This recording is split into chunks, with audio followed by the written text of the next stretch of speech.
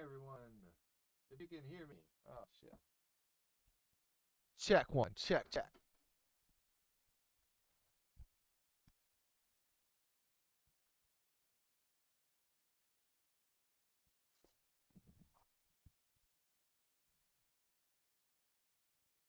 Hey.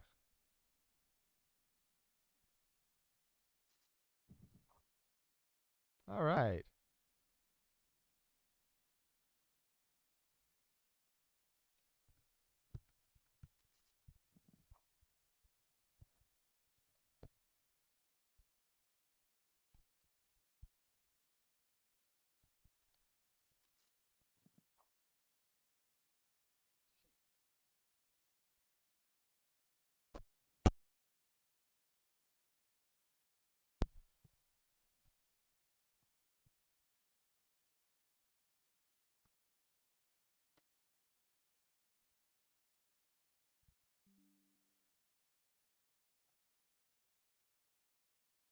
Check, check.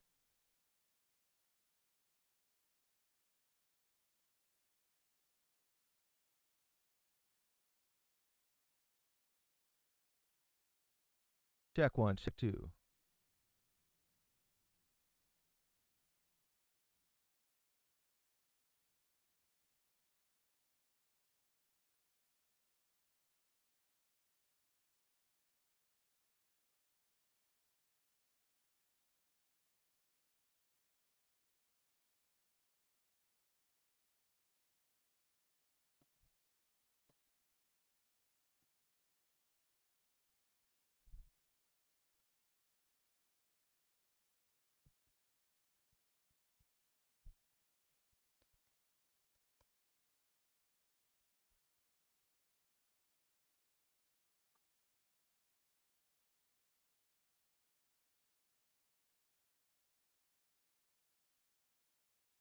Check, check, check. Check, check. Check, check, check. Check, check, check.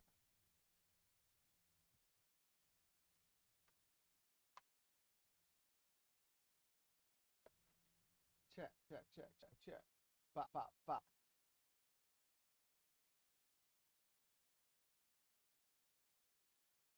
Check one. Check one. Check, check, check.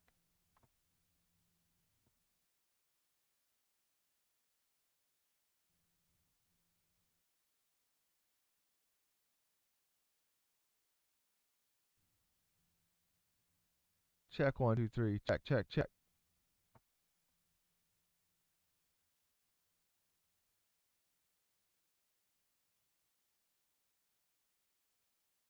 Hello, if you can hear me. I will be with you presently. Just a moment.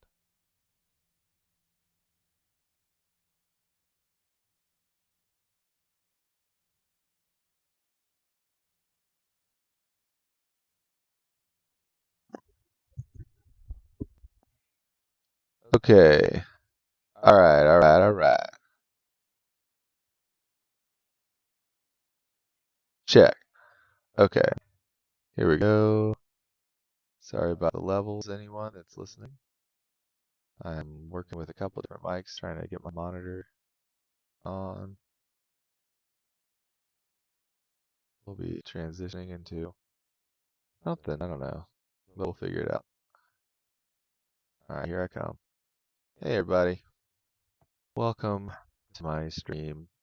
I am not sure what I will be getting into entirely today, but probably end up doing some work in 3D and mess around with a Rococo motion capture suit, trying to get that back up and running. It was not working right last time, and I also want to get it washed in a washing machine because last person who used it got a little bit messy, and I have never done that before. So I gotta like look at a video on how to do that and make sure I'm not like screwing anything up and make sure I don't get anything out of place or whatever.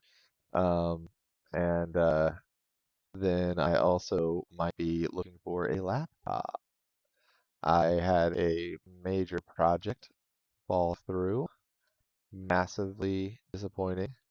But one of the elements of that project was going to be the use of the Rococo suit on set live with um, actors, and because that didn't happen, I ended up having a little bit extra money that wasn't spent on the production, and I am going to use some of that to buy a not too expensive laptop to accommodate my need for a mobile workstation, as well as something that can operate the Rococo wherever I happen to be. It's tied to my desktop, basically, which is where I am now. That said, I am feeling a little bit lazy because of circumstances that are depressing me, but that is not an excuse. What I need to do is to start working hard, and not hardly working, but working hard, so that I can go ahead and move on to the next project, get more work, more paid work, I should say, as well as get uh, more of my ideas of my own going. Trying to get lighting well adjusted here. It's kind of blown out on my face. I am white, but not that white. I mean, I am that white, but I'm not literally bleach white. Um,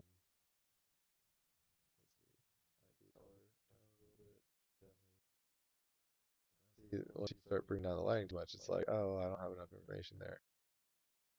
This might be even like I don't have enough lighting, or they're not too much. Let's see. Mess around a little bit.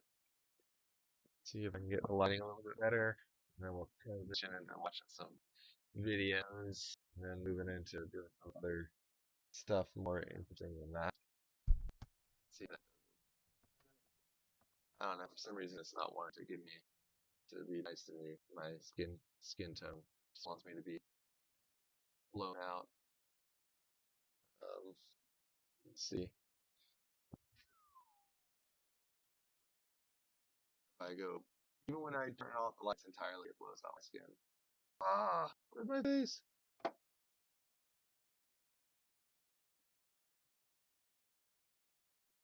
Yeah, man, that thing is never been good. Um, what? I wonder what the fuck's going on here. It's an adjustment I can make on this end. So the reason why run that fully auto frame out, so it's not so crazy close.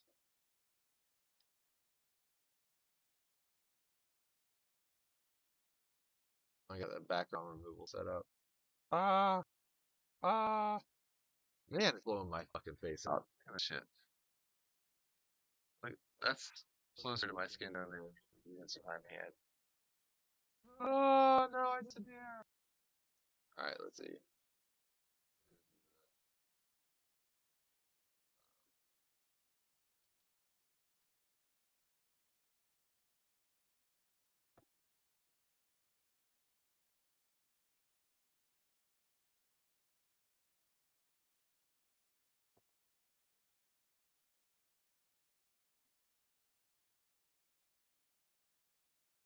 So if anybody comes in the room, say hi. Let me know what you're up to, where you're from, etc., etc.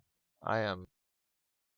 I'm gonna give up on trying to make myself not look like a, you know, ghost, and just move into doing something more fun.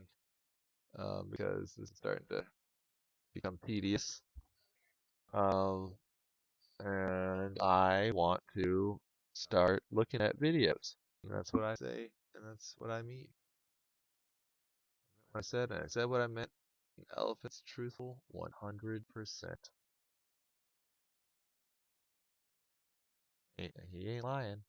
All right. So, oh, and also, you know, let's play some chat words if you're interested and you're in the room. If you can guess a word, just like it's not Wordle, okay? That's owned by the New York Times. But Boom, right there. If you want to guess a chat word, I would enjoy playing this game with you. I'm a word kind of guy. I like words. I speak them. I write them. I often think of words. I look up etymology constantly because I'm that type of nerd. Let me see. Let's see what. Let's look at unicorns. Unicorns seem like a fun thing to start the day off with. Look at that. It's like what do you call it? Frank. Oh, what's his last name? Oh, that it's the Trapper Keeper art guy.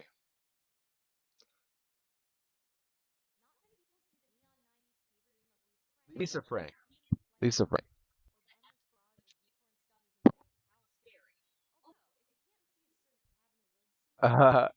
Dude, that movie rocks. I already know like a significant amount about where unicorns come from. The manicorn, I bet is what this is gonna refer to.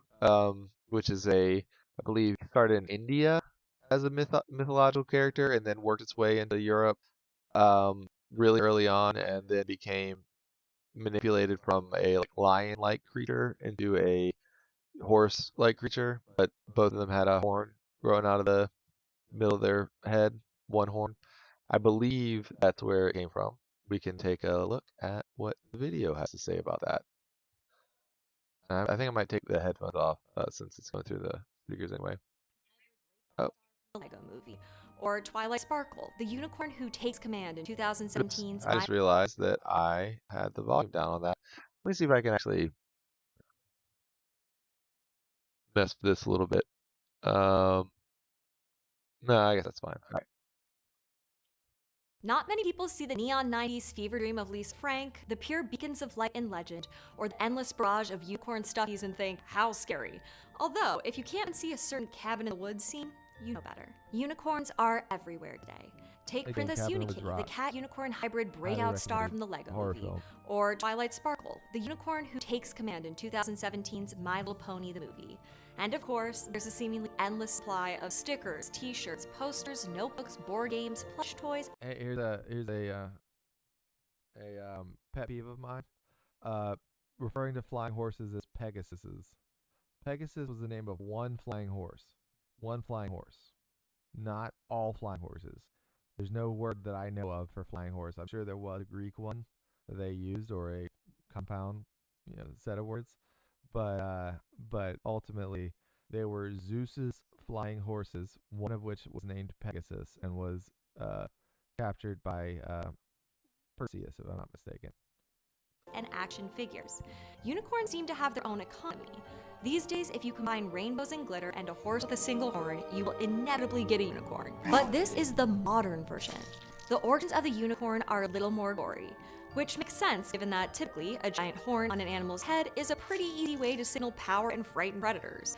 So why is the European unicorn that is so pervasive in popular culture today almost always just a docile, innocent, and magical horse?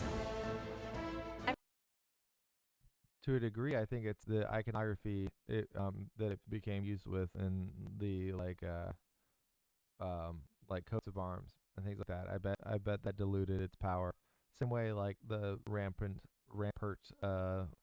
lions or whatever they're supposed to be. I'm not sure. I think they're not actually lions, but yeah, like a lot of the things that were supposed to look fearsome at one point, like stopped looking so. Because of that, I think.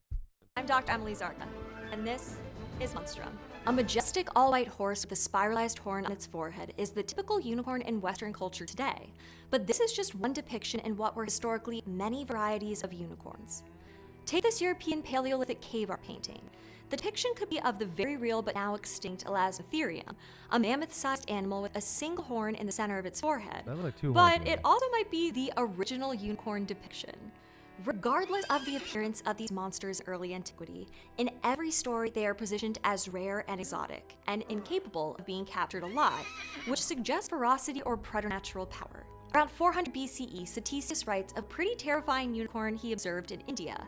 Wild asses the size of horses with white bodies, red heads, blue eyes, and a multicolored horn on their forehead. Capable of outrunning any other animal, these one-horned creatures can only be killed when they lead their foals to graze. Protective parents, they are unwilling to leave their young vulnerable and stay to defend. Ctesias emphasizes Ctesias. I'm going to have to look up Ctesias after this. they are ferocious, even bloodthirsty.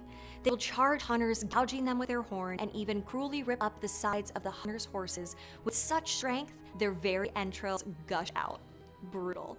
Have I forever changed your perception of unicorns yet? That's the other thing about unicorns. Humans have always coveted them because of their unique physiology. Across history and lore, unicorns and their horns were prized for their rarity and assumed supernatural powers.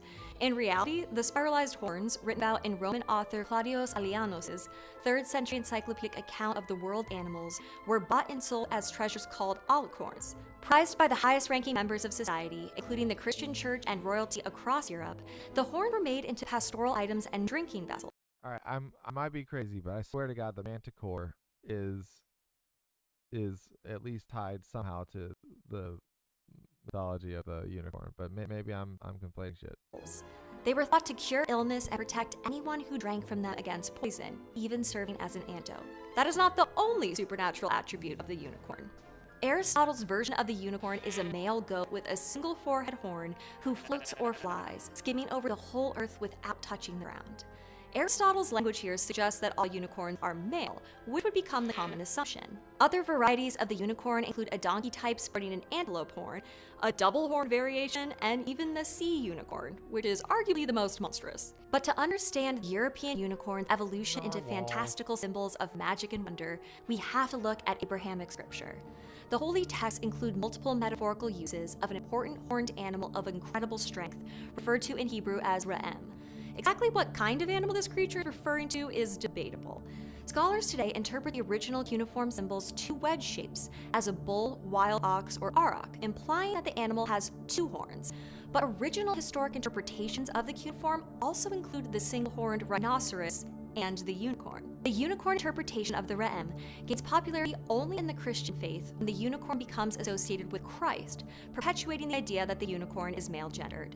In around 370 CE, St. Basil warned of a unicorn in his collected homilies on the creation story. One passage states, "And take heed unto thyself, O man, and beware the unicorn, who is the demon."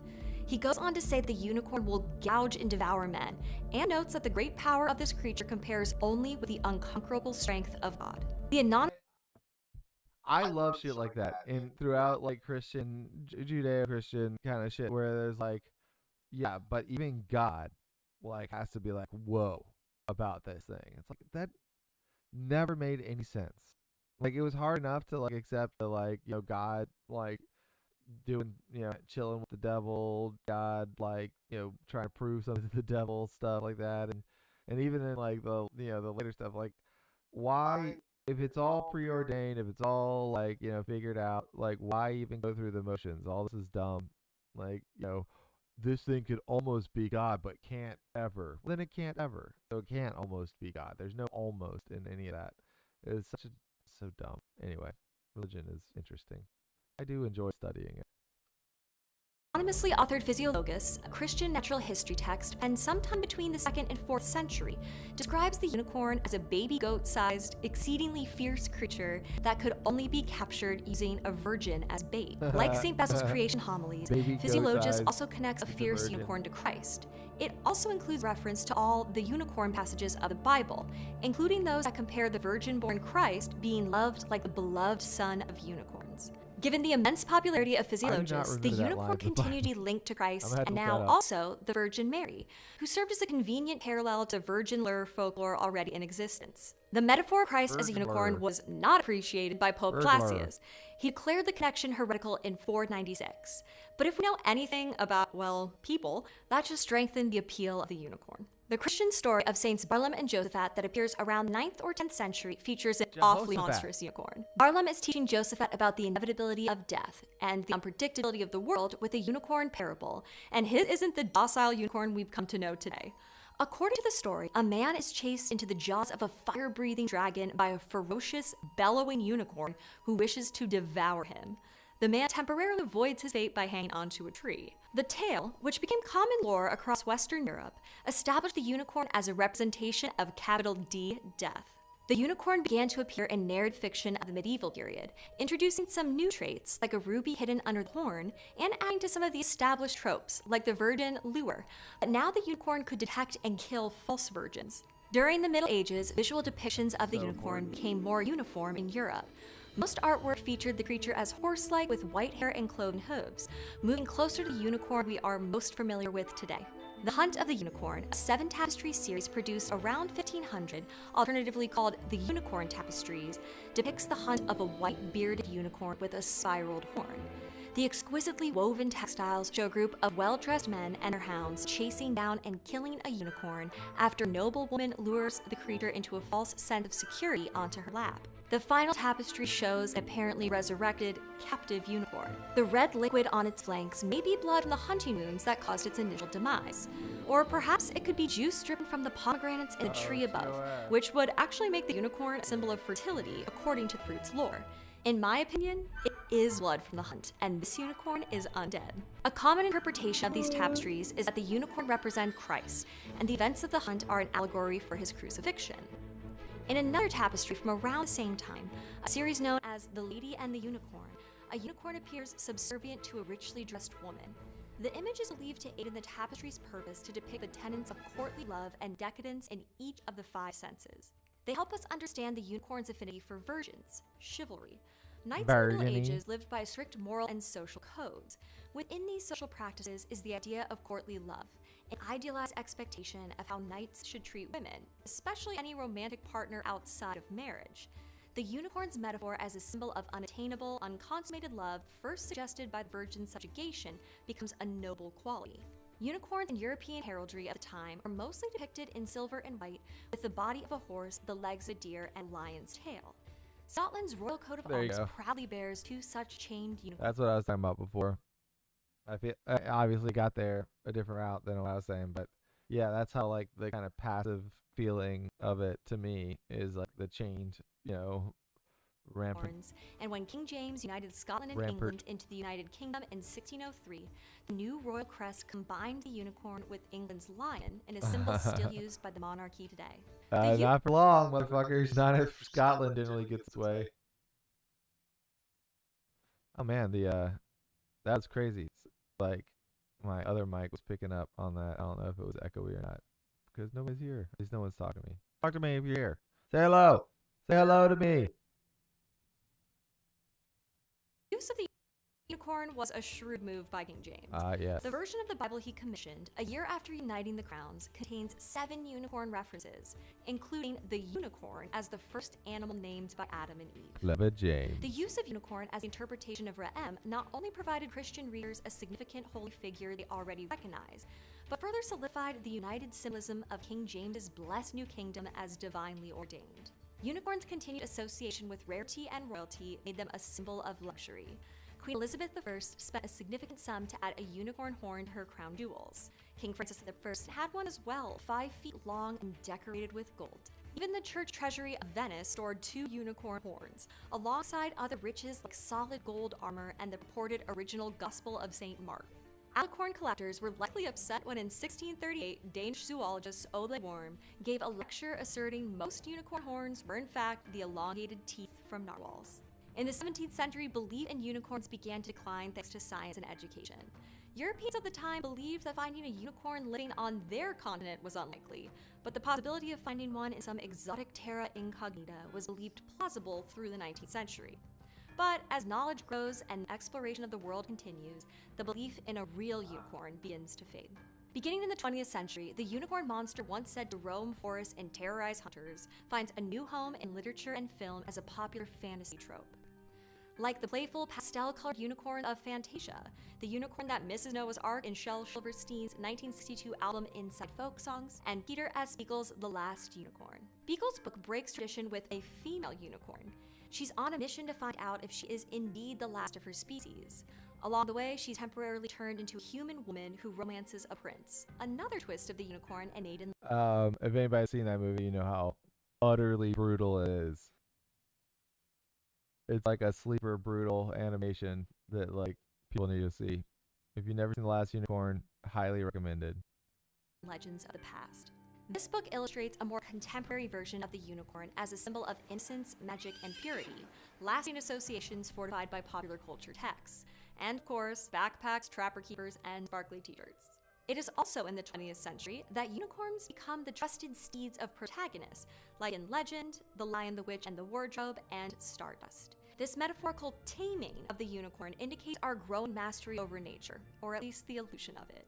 And the killing of a unicorn, once believed to be a great, albeit near impossible feat, becomes indicative of a character's evil nature. Because overall, at its core, the unicorn is defined by its rarity.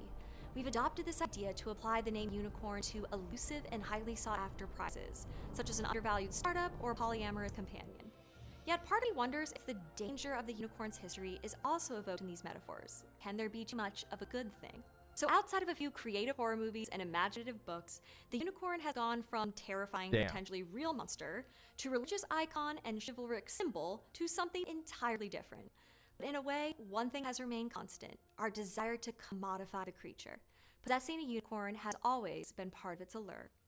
If you want to know more about how other cultures around the world have incorporated tales of mythical one-horned creatures as symbols of rarity and resilience, head over to this episode from Fate and Fabled, with a unicorn parabel physiologus. Okay. Given the immense popularity of physiologus, I said it a completely different way, didn't I?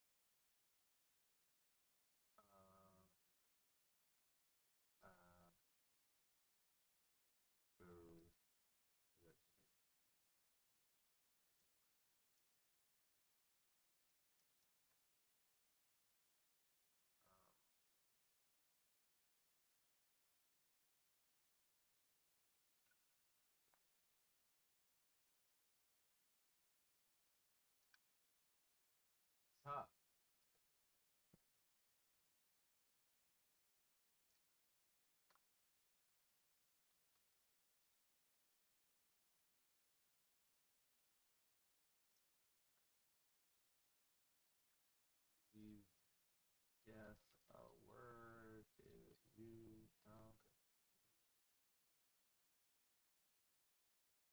All right, let's see what Amy Goodman has to say.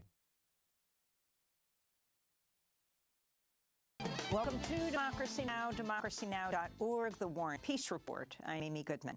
Calls for stricter gun control laws rang out of Kentucky and Tennessee Tuesday in the wake of two mass shootings. In Louisville, Kentucky, officials said the gunman who killed 5 people at a bank Monday legally purchased the AR-15 style weapon of war used in the attack just last week. At least 3 survivors of the attack remain hospitalized as of Tuesday. Dr. Jason Smith, chief medical officer at University of Louisville Health, pleaded with lawmakers to stop the endless tragedies. And people say I'm tired, but I'll be answered. It's more than tired. I'm weary.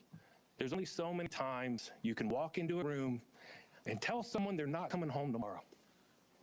And it just breaks your heart when you hear someone screaming, "Mommy," or "Daddy."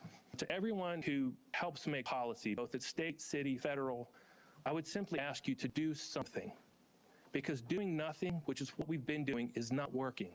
Meanwhile, Democratic Mayor Craig Greenberg said 40 people in Louisville had lost their lives to gun violence so far this year, and that, quote, "the laws we have now are enabling violence and murder." Hey, brother. Welcome back. Change our state law to let Louisville make its own decisions about reducing the amount of illegal guns on our streets and gun violence that is killing far too many people. In mass shootings, in individual shootings.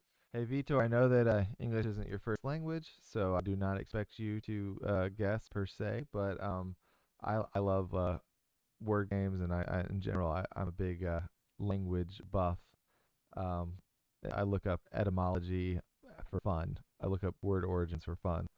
So if you are interested, please feel free to play chat words with me. You have to guess. If you haven't played Wordle before, it's the same thing, but it's you just have to guess some. Yeah, I figure that, I mean, you speak English better than I could speak any language, period, other than English. So I'm sure you know plenty. But if you've ever played this word game before or something like it, basically things on the screen that you see there, the letters that are in yellow are somewhere in the word, and you have to figure out what the word is. They're not in the place where they're in yellow.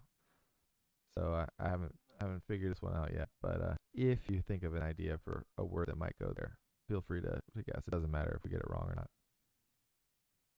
Yeah, I'm sure that the difference, especially since you're surrounded by all the Spanish-speaking countries, I bet you that it's a lot easier to transition between Portuguese and Spanish. But and of course English is so weird that it's not even like German, its closest relative linguistically. So we don't really get any close by languages like the Romance languages. Although of course French is so different from Spanish and Portuguese that it's almost unrecognizable at times as a Romance language. Un poquito, muy poquito.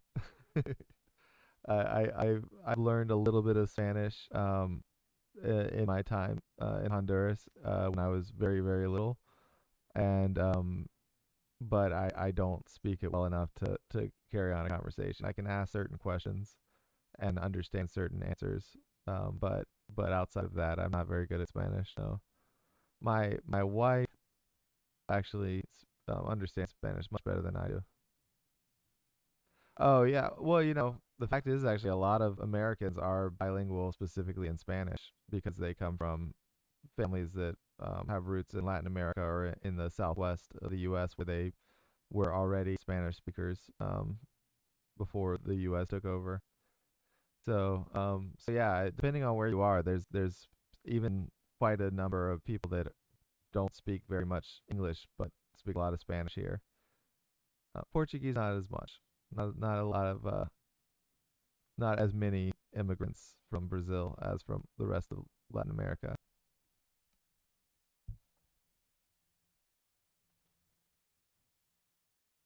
Shootings. But yeah, I can say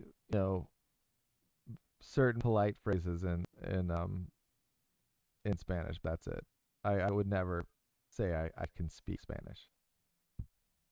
In any shootings. Mayor Greenberg himself, as a survivor of a shooting last year, his campaign headquarters. Louisville's holding a vigil today for the victims. Do you ever watch Democracy Now, Vitor?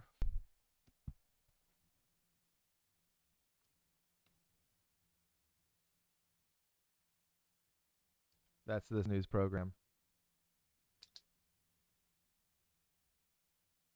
Of Monday's massacre.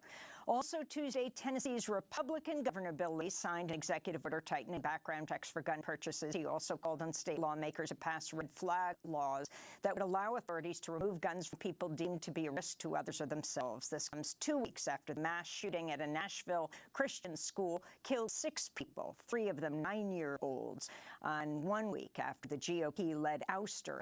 Yeah, I mean, obviously, it's much more valuable for you to have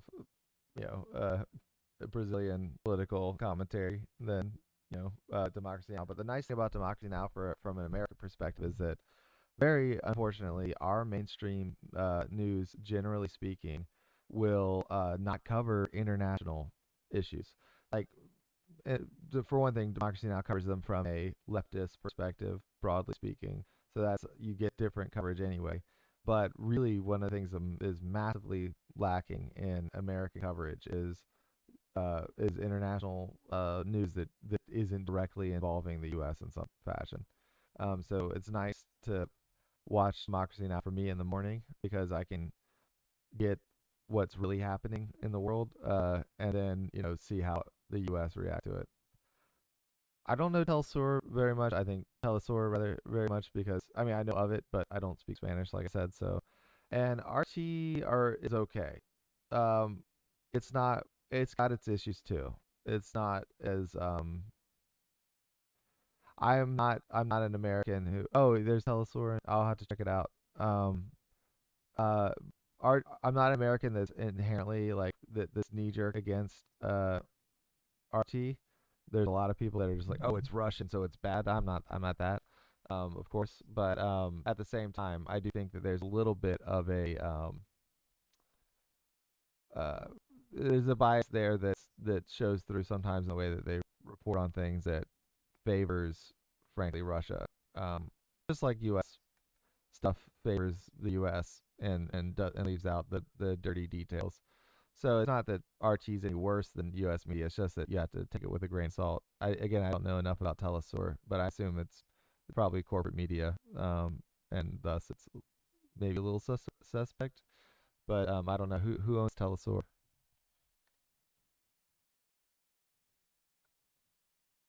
Of two black Democrats who led a peaceful protest against the gun violence on the Tennessee House floor.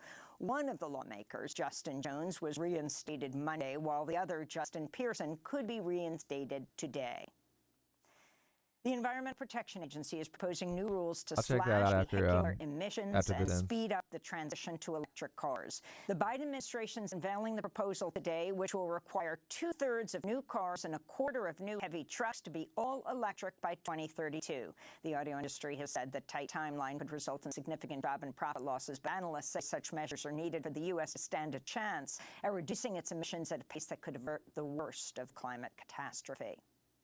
Here in New York, Manhattan District Attorney Alvin Bragg sued Jim Jordan, the Republican chair of the House Judiciary Committee, citing an unprecedentedly brazen and unconstitutional attack on the DA's office over its investigation. Jim Jordan, you wouldn't know this probably, but he's also a piece of garbage for other reasons too. He literally helped cover up a serial basically a rapist. He was a wrestling coach at a college, and they had a medic that worked with them. Okay, well that's interesting. I am not inherently against Chinese media anywhere, any more than I'm against any other media. So that's an interesting thing to hear about Lula doing that. But yeah, the man that Amy Goodman's talking about right now is helped cover up a serial sexual criminal who was molesting wrestlers on the wrestling team that he coached. Yeah, Jim Jordan's evil. I'm just throwing that out there. And prosecution of Donald Trump. Congressman Jordan has demanded confidential documents and testimony from Bragg and members of his office. Bragg is seeking to block former prosecutor Mark Pomerantz from having to comply with a subpoena issued by the Judiciary Committee last week. DA Bragg says his office has received over 1,000 calls and emails from Trump supporters with, quote, violent and racist vitriol, including death threats, since Trump was indicted for falsifying business records to cover up a 2016 hush money scheme. The United Nations mission to Afghanistan said it's reviewing its operations while staff continues to remain out of the office following a Taliban ban on women working for non-governmental organizations. This is UN spokesperson Staffan Dujarric. This is putting us in a horrendous situation and putting, frankly, the Afghan people in a horrendous situation, because we have principles that we have to abide to, humanitarian principles on non-discrimination. We also have to abide by the de facto authorities themselves, also have to abide by the charter in terms of letting us do our work. But we also have to help the millions and millions of Afghans. Almost 24 million Afghans need humanitarian assistance. Israeli forces shot and killed 2 Palestinians and injured 1 other Tuesday near the occupied West Bank city of Nablus. This brings the number of Palestinians killed by Israeli forces since the start of 2023 to 98. Meanwhile, Israeli Prime Minister Benjamin Netanyahu said Jewish visitors would be banned from the Al-Aqsa Mosque compound until the end of Ramadan. This comes after Israeli forces forcibly removed and attacked worshippers during multiple raids since the start of Ramadan, triggering cross-border attacks between Israel, Lebanon, Syria, and Gaza. In Britain, tens of thousands of junior doctors are on day 2 of a 4-day strike to demand livable wages. It's the latest in a wave of strikes over pay and working conditions at the government-run National Health Service and follows a similar action last month. This is OBGYN Marsha Green speaking from the picket line Tuesday. Solidarity forever. Medicine because it's broken them. I had to have counselling for PTSD symptoms after the COVID pandemic because it was a horror, and we're still expected to carry on as though nothing's happened and deteriorating conditions, and it's getting to the point where we're all at breaking point, not just financially but mentally and physically. Detroit Congressmember Rashida Tlaib led a group of progressive Democrats in urging Attorney General Merrick Garland to drop the charges against WikiLeaks founder Julian Assange and withdraw the request for his extradition from the UK, where he was arrested 4 years ago. Assange faced. This is some shit right here. I don't know how you feel about Assange, but I'm sure you have feelings. But my estimation is that 90% of charges that have been levied against him are made up.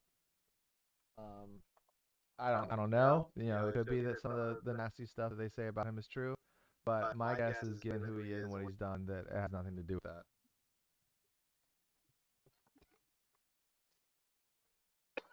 Faces up to 175 years in prison on espionage and hacking charges for exposing U.S. war crimes in Afghanistan and Iraq. In a letter, the lawmakers write, quote, "The prosecution of Mr. Assange, if successful, not only sets a legal precedent whereby journalists or publishers can be prosecuted, but a political one as well," unquote. The letter was also signed by Congress members Cori Bush, Jamal Bowman, Greg Casar, Alexandra Ocasio-Cortez, Ilhan Omar, and Ayanna Pressley. The Democratic governors of New York, Massachusetts, California, Washington, and other states have pledged to continue providing medication abortions after a Trump-appointed federal judge revoked the FDA's approval of the abortion pill mifepristone on Friday. Democratic governors said they are stockpiling medication in order to make sure they have enough to treat any pregnant patients who need it. This is New York Governor Kathy Hochul. New York State will create a stockpile of misoprostol, another form of medication abortion. Extremist judges have made it clear that they won't stop any one particular drug or service. So it's going to ensure that New Yorkers will continue to have access to medication abortion no matter what. In New York City, rights advocates are sounding. I think it depends. I think that for dubbing, it really depends. Ultimately, the value to me in film mostly comes from the visual experience. So hence we have silent films before we have talkies, and we still call them films. It's about motion picture. That's why it's another term for it. So ultimately, you can convey most of the story if it's well told visually. You can figure out what's happening without even understanding any of the language. So when it comes to dubbing, I think that if the barrier for you as a viewer is that that subtitles are difficult for you to read, or you just can't get into a movie until if it has subtitles, then go for it. Watch the dub version. If you like the movie enough, odds are you'll come back to it and try to watch it with subtitles. I don't think that anybody should be. I think that there's a certain, and I've been guilty of this too, but there's a certain attitude of what they call gatekeeping when it comes to cinema. A lot of people like to act like, oh, if you don't watch it X way, or if you're into X type of movie or whatever, that you're not as good a cinema fan as other people are. It's just nonsense. Watch a movie the way that you want to watch it so that you can enjoy it, and if you enjoy it dubbed, go for it. I personally have watched enough film over my lifetime to where I generally prefer subtitles. If it's animation, then it's a whole nother thing though. Because I feel like quite often, see, in Portugal they only dub cartoons, the rest is subtitles. Yeah, so quite often animation works just fine with dubbed. In fact, quite often can be less bothersome than to a foreign ear than the way that cartoon voices are done in different countries. I know it's kind of a lame cop out, but like if for instance, if you're watching anime and the Japanese voiceover is this kind of distinctive way that maybe Japanese people are used to hearing a kind of certain type of character be voiced, but in your language, no one would do something like that. And it can be very distracting when, if they were from the United States and they had the exact same character, they wouldn't play them that way. You know what I'm saying? So I think that take it on a case-by-case basis, but at the same time, I don't believe in hard and fast rules when it comes to this kind of thing. So if you can if it's impossible or if it's difficult for you to enjoy a movie or a TV show without being able to hear it in the language that you speak, then you should just watch the dub version, because otherwise you're just not going to watch it, and what's the point in that? So yeah, I think that dubbing has its place. People that are anti that kind of treat it like it's the same as like colorization, when they try to like colorize a bunch of like um, black and white films from back in the day, but there's no intent for those films to be made into color. Whereas there's an intent for people to understand the words coming out of the voices, or coming out of the mouths of the characters, even if technically speaking they can't. You want to try and convey that either through subtitles or through voiceovers. So yeah, um, that's my very long-winded answer to your very simple question. I think dubs are fine. I don't prefer them per se, but sometimes they're better than subtitles depending on the thing you're watching. Sounding the alarm after Mayor Eric. Very likely, if you release your film in Brazil, you'll probably have to dub it. I think it would be interesting to see what voices of the actors. Yeah, I actually have a friend who, well, I think I might even mentioned. I've mentioned this friend to you before, but my friend that's made a lot of like low budget underground or exploitation films. At least one of his features did well enough on the black market to where he found a copy of it being torrented and dubbed over in Russian, which he didn't do, and he wouldn't even have the capacity to do that. But somebody dubbed it into Russian and put it on like Pirate Bay or whatever, and um, in a weird way, it's kind of an honor. Yeah, I mean, it's technically stealing his stuff, but the fact that it's going to be heard and watched in Russia more than it would have been otherwise, even if he was selling copies of it, because somebody went out of their way to dub it. I mean, that's in a weird way, it's kind of a sign of respect, even though it's just technically stealing stuff. Eric Adams announced Tuesday the police department will I'd start be honored deploying that new high-tech my work devices, dubbed in other including languages. 2 robots and a GPS tracker for stolen cars. This includes the infamous DigiDog, which will allegedly be used in life-threatening situations such as bomb threats. Plans for deploying the robotic dog were scrapped in 2021 under then-Mayor de Blasio following community outcry. The city spent fucking $750,000. insane. Like, I'm sorry, but have you not seen RoboCop? Have you not seen all the future stuff where robots are patrolling the streets? Scary stuff. Yeah, my voice in Portuguese, I couldn't even begin, because to me my voice sounds weird anyway, and the idea of me being fluent in another language is also funny. I'd love to hear my voice in Portuguese. Someone who could copy me, but in Portuguese, copy my voice aesthetics. I'm sure someone could. Although I do find that for whatever reason, I think it's because I kind of have a flat way of speaking, a flat affect. But people have a hard time mimicking me. I'm a much better mimic of other people than people are of me, generally speaking. Asset forfeiture funds to acquire the DigiDogs from Boston Dynamics. The NYPD and Mayor Adams, former police captain, unveiled the new technology during a high-profile press event in Times Square Tuesday, with Adams announcing DigiDog is out of the pound. In response, the New York Civil Liberties Eric Union Adams said, is a quote, fucking pig. spending He's another amounts cop. He's just a cop. He's a cop who's the mayor of New York now, but he's just a cop. He's an ex-cop and he's still a cop. Once a cop, always a cop, and I am not a fan. And this is just more of the same. He's a thug. He's a bully. He literally wants to bring. He's a quote unquote Democrat. He's gonna bring back stop and frisk and stuff like that. These like ultra right wing, very anti-black, minority policies. And he's black, so he can get away with it on a certain level. Of money on new police and toys for the NYPD is not a serious response to public safety concerns. Yep. We should be investing in more housing, better schools, and increased jobs, not invasive surveillance technology for law enforcement, they said. Earlier this year, state senators Jabari Brisport and Julia Salazar introduced legislation that would ban police from using robots. In Missouri, the Republican-controlled House Tuesday approved a budget that completely defunds public libraries. Jesus The move Christ. came in response to an ACLU lawsuit filed by the Missouri Association of School I mean, this is Librarians so and the Missouri sick. Library Association This challenging is a what we're recent dealing with law here. that bans This is what we're dealing with in the U.S.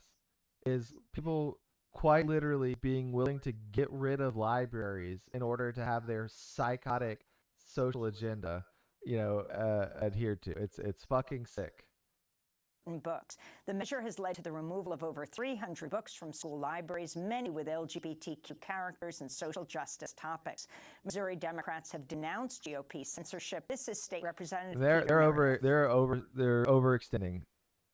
Republicans, conservatives, they are way overplaying their hand on this, and they are not going to be they have screwed the pooch, so to speak. They have utterly committed to this culture war stuff, and they are looking unhinged to the majority of Americans. Now they have gerrymandered their way into a position where they may be able to pull this out for a couple more elections and still be able to, manipulate things.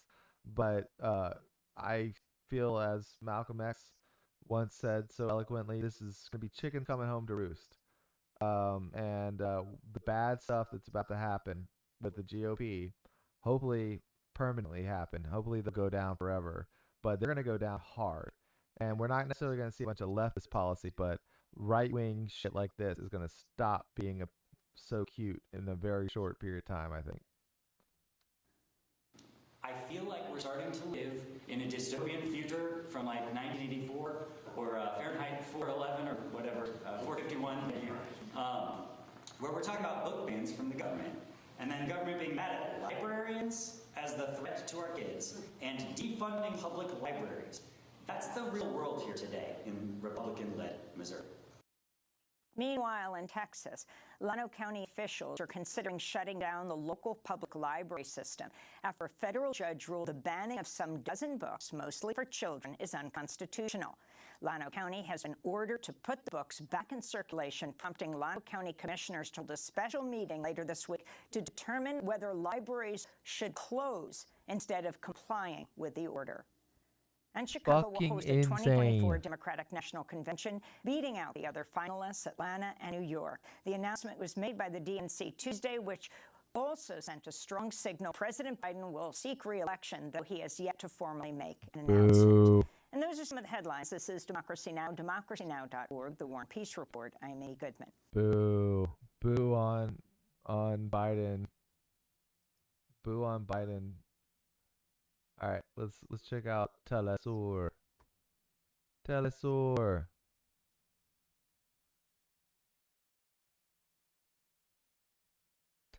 South, I guess is.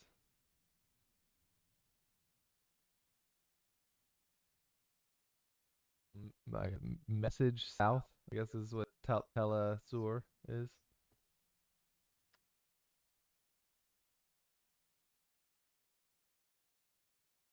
Welcome to Democracy Now!, democracynow.org, The War and Oops. Peace Report. I'm Amy Goodman.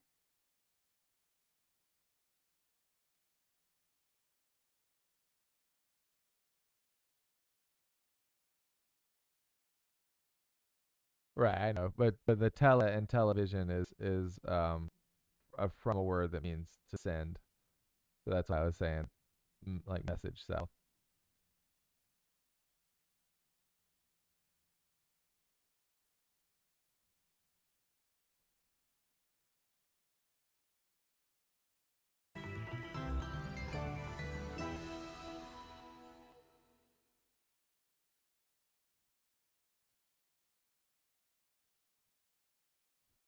Oh, that's just their. I thought it was like a clip of the from the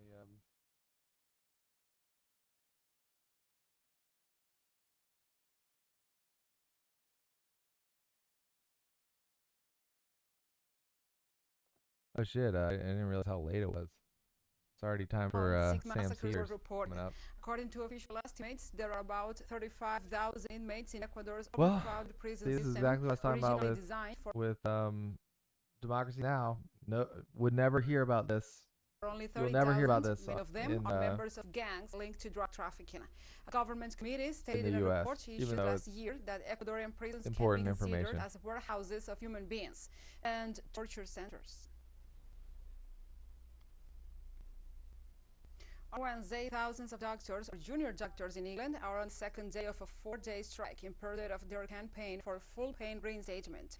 The doctors You are probably hear about loggerheads this, but over they the barely talk about it. 35% pay increase claim and the terms of talks between their union and the Health Secretary Steve Barclay. So far, they claim there are no talks ongoing between the British Medical Association, the union, and Barclay, who have so far failed to engage in the talks Okay. despite the expectation that Okay, so if it's in Havana, then it's definitely gonna have you know, not U.S. based information. That's good. up to 350,000 appointments and operations could be cancelled as a result of the strike. British Medical Association leader Professor Philip Benfield, the chairman of the We were union's so council, close. revealed We were so close to normalizing relations with Cuba.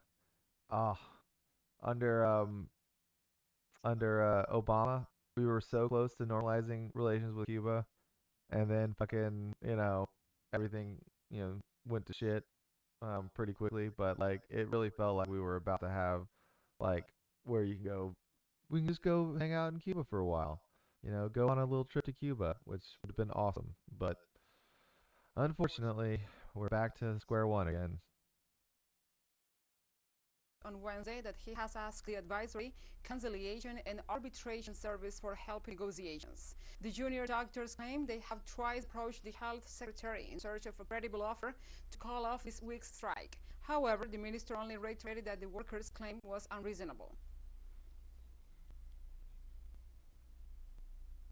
And the death toll after the airstrikes by Myanmar's military rose to 100 people on Wednesday. The attack targeted a village in the northwestern Sanghain region. Witnesses reported that the airstrike happened as hundreds of people gathered in Pasiji village to celebrate the opening of a local administration office where tea and food were offered. Local authorities say the members of those, or the number of those killed could definitely increase as the bodies were being collected, among them many children and women. Meanwhile, United Nations Secretary General Antonio Guterres condemned the attack, called for the protection of civilians and for those responsible to be held accountable. The military junta is increasingly using airstrikes to counter a widespread armed struggle against its rule, which began in February 2021 when it seized power from the elected government of Aung San Suu Kyi.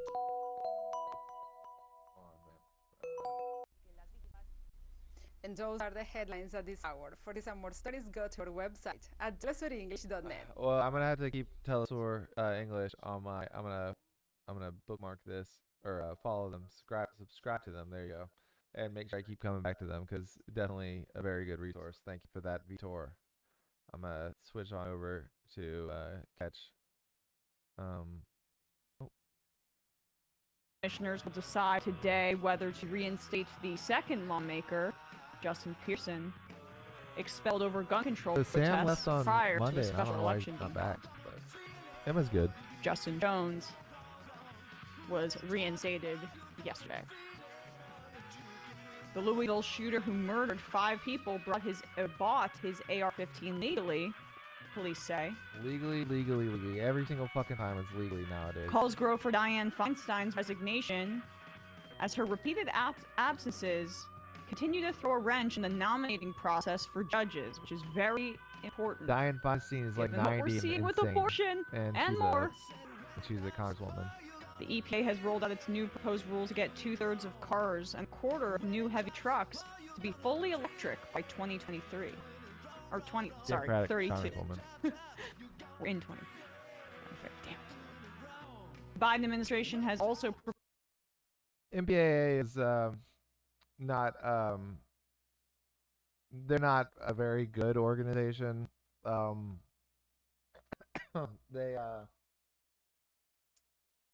They're really there as a regulatory agency more than anything else, and so all they do basically is censor art. They have a long history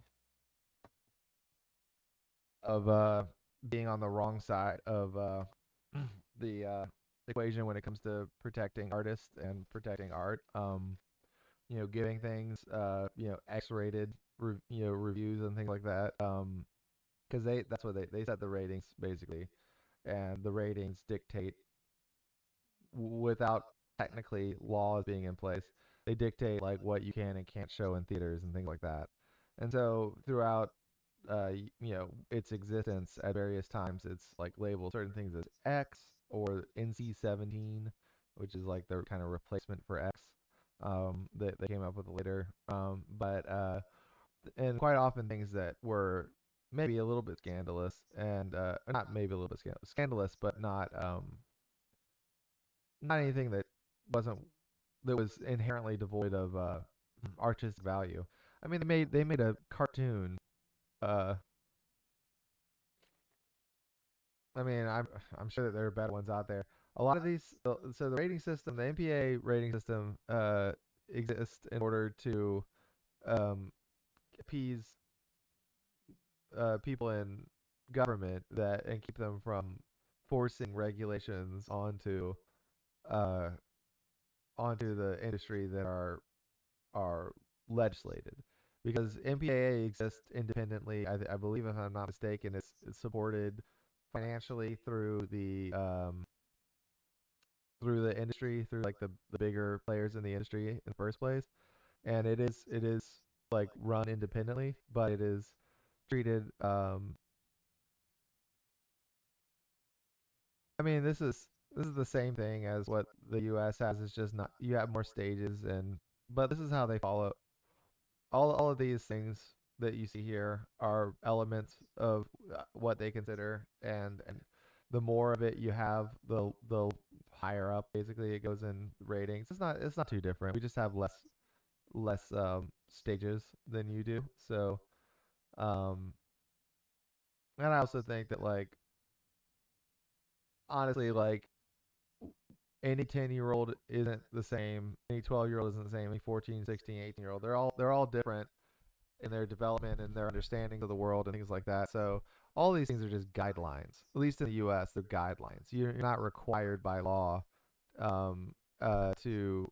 I don't believe there's any legal requirement to not sell an R ticket to a child. I believe that you can be potentially sued or something like that because it's against the policies of the theaters. But I don't believe there's any law requiring anything like that. You could also generally there are indecency laws that exist. So I bet you, if you, especially in certain states. Yeah, so R just means R stands for restricted, and it basically means restricted to anyone 18 or older. Like restricted only to the access of anyone 18 or older without a guardian that's over 18 present. Like so it just means restricted. PG means parental guidance. PG-13 means parental guidance for anyone under the age of 13. G means general. It's not confusing if you know what they stand for, and like they're essentially the same things that what you have there. That yours is just clearer. Yours is absolutely a clearer system. But also, like, I don't know if I'd want to parse the difference between what a 12-year-old and a 14-year-old is capable of. Oh, so NC-17 is basically means like, no, they're borderline calling it pornography at that point.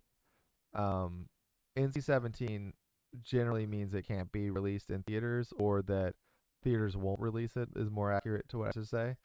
The reason why, so this is all like internal politics stuff when it comes to the U.S. Like system. So it's not the reason why it exists is to make sure that you keep the like crazy right wingers and liberals that want to like restrict culture at bay. So things that are labeled as NC-17 basically are labeled that way, generally speaking, or labeled X back in the day, are labeled that way more to keep um, the censorship to a minimum, in an odd way. Like they're there to like say, look, we're already censoring ourselves. So there's no need for you to come in and censor us. But I mean, like, I don't know if you ever heard of the movie Fritz the Cat. It's based on a R. Crumb comic book. But it's very sexual and involves lots of drug use. But it's a fucking cartoon. It's like a cartoon, and they labeled the movie X when it came out. Yeah, it involves like seeing cat penises and stuff like that, but they're cartoon cat penises.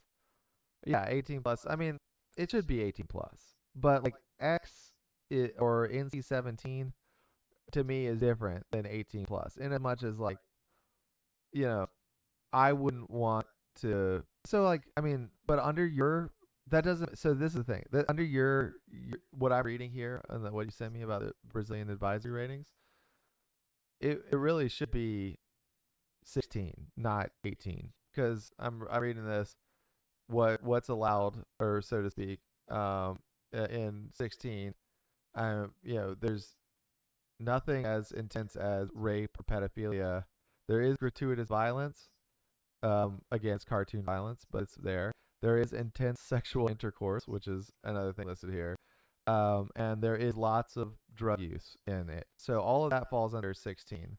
To me, I guess what's the difference between explicit sex and intense sexual intercourse? I'm not exactly sure, because that's like a difference between 18 and 16. Apology to violence, there's none of that in it, or cruelty or child abuse. Apology to the use of illegal drugs. Now that might be why it falls under 18 plus, because there's no shaming of the use of illegal drugs per se. Although I think there might be people that die in it, or characters that die in it, resulting from their involvement in drug dealing. It's not exactly like Fritz is living like the safest life. He's living on the edge. So I don't know. Anyway, this is all to say that these are all arbitrary on some level, even when they have guidelines as to what they should fall under. So like even stuff that's relatively softer, than other things isn't necessarily going to get the same rating. Some soft porn movies in Germany and France are rated 16 plus. I think it's okay there since no explicit sex is in these movies. Yeah, I mean, every culture has its own dynamic regarding this kind of thing. I mean, it used to be that in Times Square in the United States, you could go into a porno theater in the middle of the day. There was like a bunch of porno theaters like right on Times Square. Then like in the 90s, there was like a big movement to clean up Times Square, quote unquote, clean it up. And really, they just turned it into a big corporate, playground with still like a bunch of trashy shit there. But like Emmanuel in Brazil is 16 plus. I've never actually seen Emmanuel. Of course, I know what Emmanuel is, but I've never taken the time to sit down and try and watch it. I figure with like actual like hardcore porn like all around, maybe that like it desensitized me to the point where going out seeking some artsy porno from 30, 40 years ago, whatever it was, 50 years ago. Yeah, so in the U.S., we're puritanical when it comes to sex in a way that we're not when it comes to violence. We're so we got our hang-ups here, and sex is definitely one of them. And so that's not surprising to me. Brazil is much more sexually liberated, generally speaking, I'd say, at least as far as I can tell. Here it's much more of a still a battle between like ultra conservative Christian types that are heavily afraid of sex and the rest of us. Propose cutting water allotments to the rapidly shrinking Colorado River, which multiple states and tribes rely upon. The squad led by Rashid Tlaib has signed a letter asking the Biden administration to drop charges against Julian Assange. More on that in a second. The judge in the Dominion lawsuit has once again ruled against Fox News, saying that they cannot use the argument that the voter fraud conspiracies were newsworthy. Russia tightens its conscription laws in order to force more Russians into the war of aggression in Ukraine. And lastly, Alvin Bragg suing Jim Jordan over his attack on the DA's investigation into Trump. All this and more on today's Majority Report. Welcome to the I've show, got everybody. lots of opinions How on you censorship doing? if you want to talk about Hope it. all is well. It is hump day. It is hump day. I'm contracted. And I got lots of opinions about generally the U.S. Film industry. So please keep them coming if you have any more questions or thoughts. Actually obligated to tell you as such. And once again, it's a two-hander with myself, Bradley Alsop, the ESVN duo, except just also on the Majority Report. I was surprised to see just a quick sports thing that the Hawks dismantled. We didn't even get to talk about this before the show. Well, we'll talk about it later. But that was I'm bummed about the Heat losing. Not my strongest. The Atlanta Hawks yeah, not mine represent. either. But I really don't care about basketball, but they're whining about my home team being their home team, so go my home team. But yeah, playoffs ramping up. Check out ESVN. Plug for that at the start of the show. How about that? I make the rules. Do whatever we want. Oh yeah. Commerce. Rebels, baby. I wanted to open with this because it's really important. Representative Rashida Tlaib has led an effort to, she led this effort here, and a lot of other members of the squads signed it to get the DOJ to drop charges against Julian Assange. There were others in this letter. Alexandria Ocasio-Cortez signed it. Greg Casar, who is a new kind of squad member from Texas.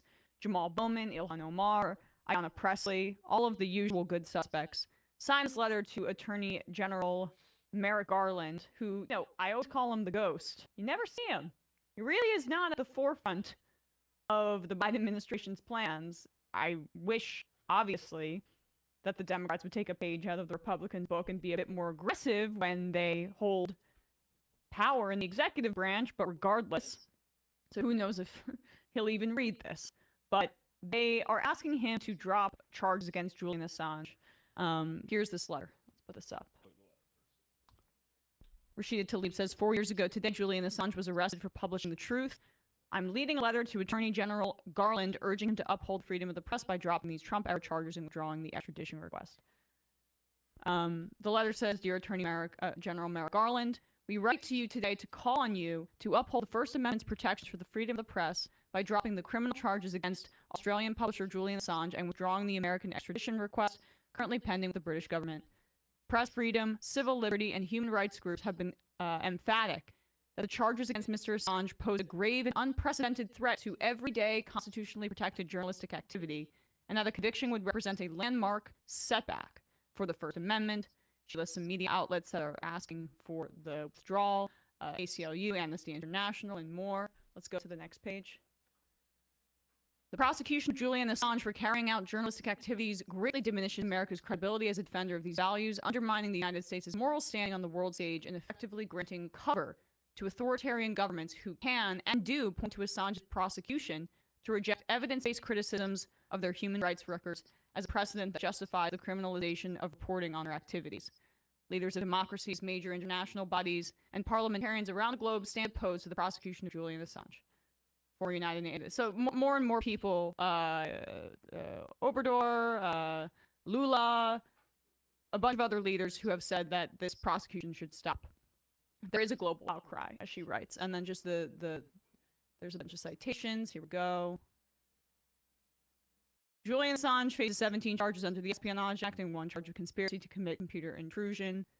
The Espionage Act charges stem from Mr. Assange's role in publishing information about the U.S. State Department, Guantanamo Bay, and wars in Iraq and Afghanistan. Much of this information was published by mainstream newspapers, such as the New York Times and Washington Post, who often worked with Mr. Assange and WikiLeaks directly in doing so. This is such a key point. Based on the legal logic of this indictment, any of those newspapers could be prosecuted for engaging in these reporting activities.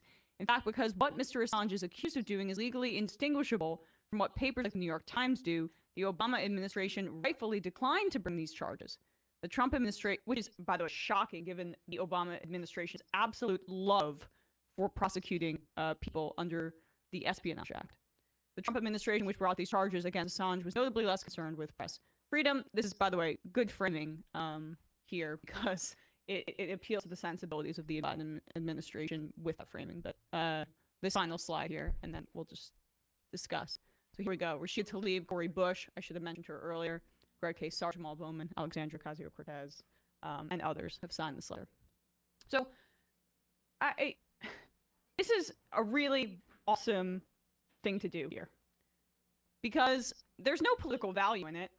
You know, I was engaging with concepts of popularism yesterday and today on social media, and like, there are limits, and I actually think it's quite a limiting belief to say we're only going to do what's popular. We're only going to advocate what's popular as a party for electoral purposes. Well, we've talked on the show at length about the limits of electoralism, because it is shallow, flimsy, and is not conducive to building long-lasting power in coalitions.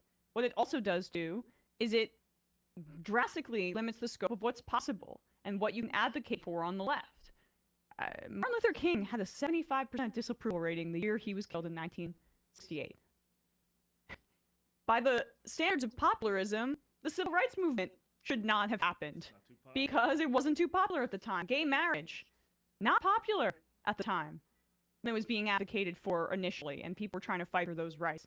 And then that went up and up and up until, you know, Democratic politicians, notably Biden, I guess on the Ellen show, started advocating for it. But the activist groups did the work of making that position popular. And Julian Assange, not the most popular guy in Washington, not the most popular guy if you were to ask people who even know of him in the United States, which I would guess is not the majority. He was DMing with Don Jr. and doing other things that people might consider shady. And obviously there have been allegations against him that are problematic. I don't particularly care because that's not relevant to what we're talking about here. What WikiLeaks uncovered was war crimes by the United States. The most infamous, and Chelsea Manning went to prison over this. The most infamous was the nearly 40-minute video of a U.S. Apache helicopter raining bullets down in Iraq, killing just dozens of people for fun, laughing as they did it, including 2 Reuters journalists. That's a war crime by any definition of the word. And we're going after the guy that helped disseminate that information publicly. And there was more stuff. It was the images of torture. It was information about friendly fire in these wars of aggression by the United States. It was about the United States' relationship with other leaders in Afghanistan and the Taliban and their kind of shady dealings behind the scenes in order to maintain the occupation and war there, which we all know went on for way too long. So, like, the value of this information when the U.S. empire was engaged in such indefensible acts abroad, killing God knows how many people. I mean, hundreds of thousands in Iraq. I mean, hundreds of thousands in Afghanistan. We don't know the full scope. The fact that we have this information is incredibly valuable. And thankfully, Chelsea Manning has been released after being placed multiple times in solitary confinement and tortured, essentially, for daring to blow the whistle on the war crimes committed by the United States. And that letter is correct. What Julian Assange did is indistinguishable from what the Times or the Washington Post do or should be doing. The problem is that they are not at the forefront of these things. They're afraid about this kind of exposure, but prosecuting WikiLeaks for these crimes, or crimes, in quotes, does, as they say, open up more legacy outlets for prosecution. And we've done this dance since the war on terror started. We're not going to put legal guardrails in place when Democrats get into office, when Obama or Biden get elected, because they want the option to use the powers of the war on terror for their own ends. But the problem with doing that is that it ensures that a guy like Trump can come in and use basically Obama's own logic under the Espionage Act for his own purposes and go after Julian Assange and have unlimited power in that area. So this is the right thing to do. I'm thrilled to see progressive members of Congress take up this mantle, and good on them. Glad to see it, and clearly the charges against Julian Assange should be dropped. All right, folks, we're going to take a quick break, but first we have a word or two, there we go, from our sponsors. Mother's Day coming up. Just a reminder, it's time to start getting something for your mom or someone in your life who is a mom. Want to? I wish. Not For having me.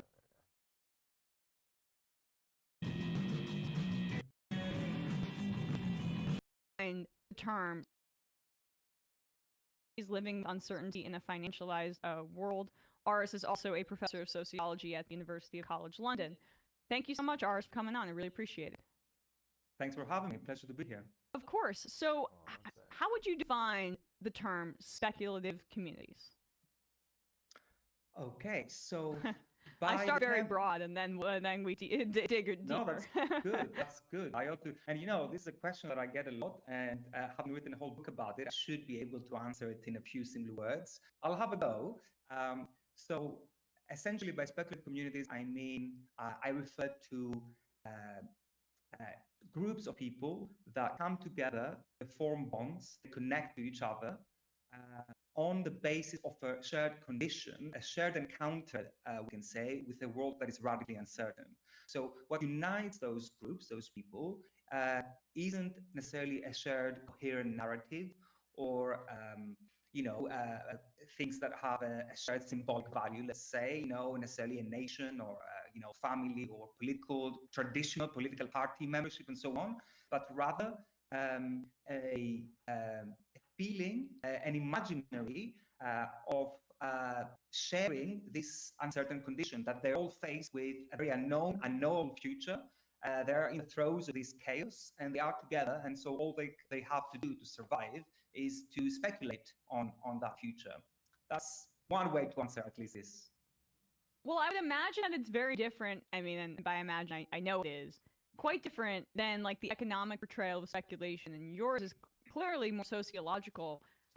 Economics is often treated like a religion when clearly it's just one tool or one arrow in the quiver, if you will, of history, sociology, philosophy, even if you want to go down that road, although the abstraction of that sometimes frustrates me.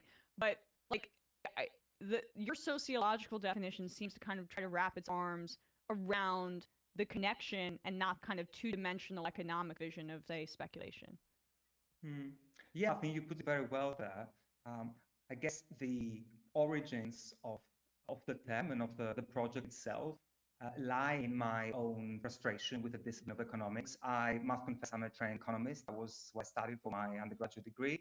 I have since taken quite a long U-turn, but I have found myself back as a sociologist interested in those questions around how economists imagine the world, imagine the future, and how they seek to intervene in very problematic ways. And so, yes, speculation in the world of economics means something very specific. It has a long history in how it's deployed. It has a moral connotation as well. There's a moral debate about what constitutes legitimate speculation in economics. So, economists often think of speculation as something that fulfills a positive function in society, in that it takes unwanted risk off the hands of those that can't afford to take on that risk. So there is a kind of there should be space for speculation, we hear, right? But of course, from my perspective, I wanted to do a couple of things. I wanted to move away from a more deterministic definition of speculation, that is, taking risk and gambling on on assets and asset prices, to a more imaginative act that we increasingly find ourselves in a position of taking, an act of an open-ended, an act that betrays a more open-ended engagement with our uncertain futures. So yes, it is. I think there is something. I'm trying to retrieve. I'm trying to sort of look at speculation from a slightly different perspective, from the perspective of the imagination, if you like. What is imaginative about speculation, and also what is collective, as we started. What makes us do it together in ways that are non-economistically deterministic. Yeah, I mean, and the kind of spread of speculation that you speak about also has its ramifications felt in the political spectrum, in political speculation. I mean, we're a political show, so that is kind of what piqued my interest in particular. But you make a case, really, that the global instability in the 21st century, and even back before that, really, but particularly the 2008 crisis, Brexit, the rise of Trump, obviously, even Narendra Modi in India, like how there is speculation and gambling embedded in the coalition behind them. I hadn't heard that put that way before, and I really liked it. Can you expand on that part of your thesis here? Yeah, absolutely. I mean, it's a very important part of the argument I put forward, which is that in a world, especially the post-2008 financial crisis world, where a lot of these big political shakeups are taking place, a lot of folks' patience or belief in the promise of neoliberal capitalism seems to be betrayed. You know, there's this rise of global waves, you know, populism. Trump, Brexit are cases that I look at in the book, but as you said, you know, India, the Philippines, Brazil, you know, Israel, so many cases of this brand of rather chaotic mix of populist politics is on the rise. And so what I think characterizes, what kind of underpins this brand of populism on the rise is, yes, on the one hand, kind of straightforward nationalism, a kind of right-wing regressive politics that is, shares elements with the past. There's also a new element of more speculative engagement with the volatility of the political landscape. And rather than attempting to control the narrative and offer stable narratives of security to voters, let's say, there seems to be an attempt to weaponize that volatility, to even cultivate further for political gain. You know, the example that is very, folks might immediately think of here, the origins often of this type of politics are placed in Putin's advisor, Surkov. Like he wrote this manifesto, I don't know if you recall it, about how essentially there's no need to control the narrative, but obfuscating it and throwing more and more information to confuse, that is real, the greatest political weapon one can have. And so that, in a sense, is what I describe as speculative politics. And this is the kind of landscape that we have had over the last over a decade or so globally.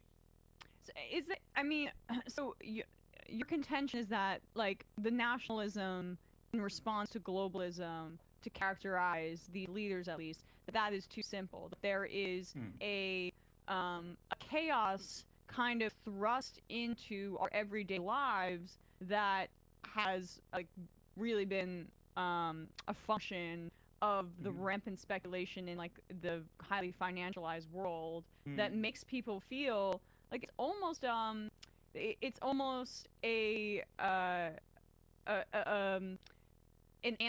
not antisocial, but like anti-society, nothing matters impulse that is embedded in that kind of nationalistic framework. So it characterizes it a bit differently. Yeah, so a few things here. I mean, I think you're right to say that there is something, and you're pointing to the cynicism of this. That's the word I was looking for. Yes. Which is certainly true. I mean, there is something fatalistic, right? Something about just throwing oneself into chaos as a response to the growing uncertainty that surrounds us. So two things I should say here. I'm talking here about, as again you yourself just mentioned, a growth of what we call financialization of everyday life. So especially following the, I mean, this is something that has been going on for a few decades, but intensified even after financial crisis. So the extent to which our everyday life decisions are dictated by financial questions, and the extent which culturally also the way we consider ourselves, our choices of partners, our choices of home, our education are being articulated in financial terms. And so my argument is that we are kind of we are being nursed into this speculative environment, and so our very way of imagining the future becomes speculative, right? And so when to go to the question of populist speculation and Trump and Brexit, when we try to understand why folks vote for Trump or vote Brexit, to offer the answer, to explain that vote only on the base of the attraction of the nationalist, of the strength of nationalism, the pool of nationalism. That is, nationalism is what? Is stability, you know, it's security, the symbolic security we have about belonging to a nation. But to exhaust this analysis there, for me, is problematic because precisely of that speculative way of imagining that has been so pervasive in our time. And what does that mean? It means that when Trump was doing his all his grotesque governed by chaos and waging war against the bureaucrats of the public civil service and doing the trade wars and so on. This cultivation of chaos has an openness. It doesn't bring stability, right? It's a narrative that is all over the place. And yet it seems to be reflecting the condition of uncertainty that we already are familiar with. So it seems more honest, it seems more authentic, more representative of our reality, our experienced reality, than a promise of stability that might be voiced, let's say, by the liberal elites that are responsible for those very conditions of uncertainty. So that makes sense. So there are these two sides of that coin, right? There is the stability, the security of nationalism, but there is also the open-endedness of this chaos that is, I guess, taken advantage of, and it is intentionally sort of weaponized by those forces, the regressive forces. Yeah, and that is embedded in just the trolling element of. Oh my gosh, that makes me really want an espresso. I'm already drinking way too much coffee, but that looks great. I know. I should be drinking it my fourth or fifth one, but anyway. You have a stronger stomach than me, I guess. But putting that aside, it does kind of feed both maybe human impulses in that way and politically. And I mean, I also wonder about the you talk about enclosure a lot in your book, and how the increased kind of financial speculation works in tandem with enclosure. I also wonder how much the lack of public space and the enclosure on that front kind of fuels this, where you become more atomized, and so the risk, it's kind of untethered from any practical realities or communal realities. Yeah, no, I think this is now a very, it's a delicate, interesting matter here, how social space changes through financial speculation. I think what I try to do, the way I would put it, is that what is going on isn't exactly atomization. So I have, in the book, the argument I make is that what the result of rampant financialization of our everyday lives has been a disintegration of our traditional forms of community. The book, though, is hopeful, and my argument is that. Yeah, I mean the TV ratings are a little bit more straightforward in what they mean, but I'd also say that it's all kind of arbitrary. It doesn't necessarily follow any strict guidelines. It used to be that even on cable, it was really hard to show certain things than now you can show on broadcast. So it's all about the shifting of the time and what's considered acceptable by the loudest, most virulent voices out there.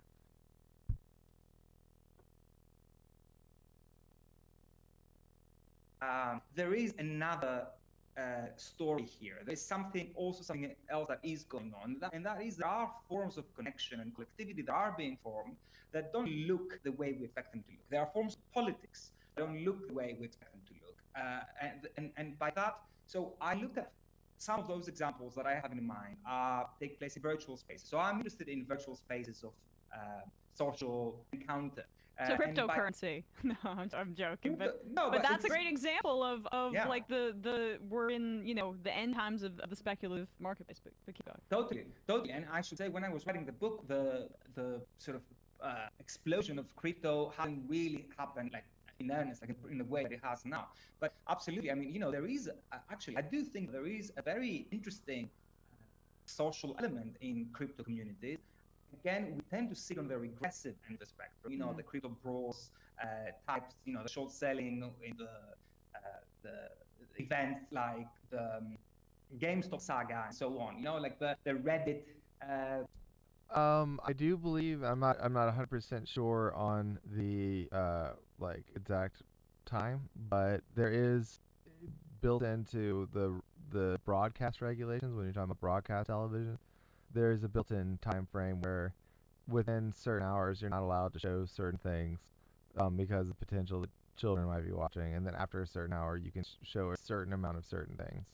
But after once you get into pay services like cable television or anything like that, or internet stuff, obviously, like the regulations don't exist really. They're with cable they often follow the regulations on some level just to be careful. I mean, I think that if you have a cable channel that's specifically children's television, you're only allowed to just do certain things during daytime hours, for instance. But if it's not children's television, then I think that you can do whatever if it's not on broadcast.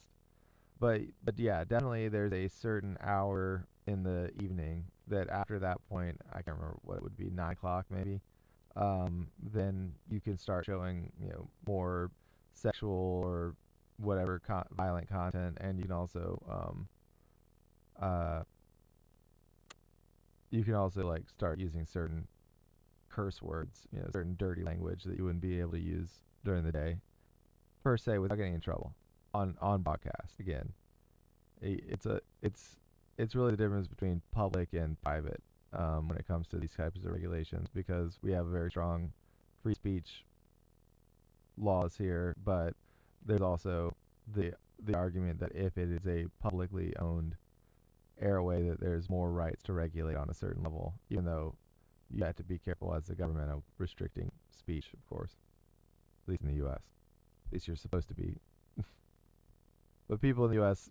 invoke their First Amendment rights against private companies all the time, which is nothing. You don't have the right to say whatever you want to your boss, or you can't enforce that kind of thing. Oh, it restarted the chat words. I didn't realize that. I guess that happened because I did a transition in there trying to fix the thing up. Anyway, I'm rambling. This guy's kind of interesting. I'm a little bit bored by him, but usually they have pretty good guests on the show. The QAnon elements within it. There's a whole bizarre sort of mix of regressive elements that come together. They do come together, and I think the point I want to make is that they don't only come together to make profit. They don't just gamble. They're short selling, or their crypto and NFT type of gambling isn't merely to in the chase of their version of the American dream. I mean, there is an element of being part of something bigger, of being part of a community, and of community of contrarians as well. And there's an interesting collective element that I think is often... I love that term, community of contrarians. It's true. I mean, they're heavily irony laden and also disconnected from everyone, but an in-group at the same time. Yeah, exactly.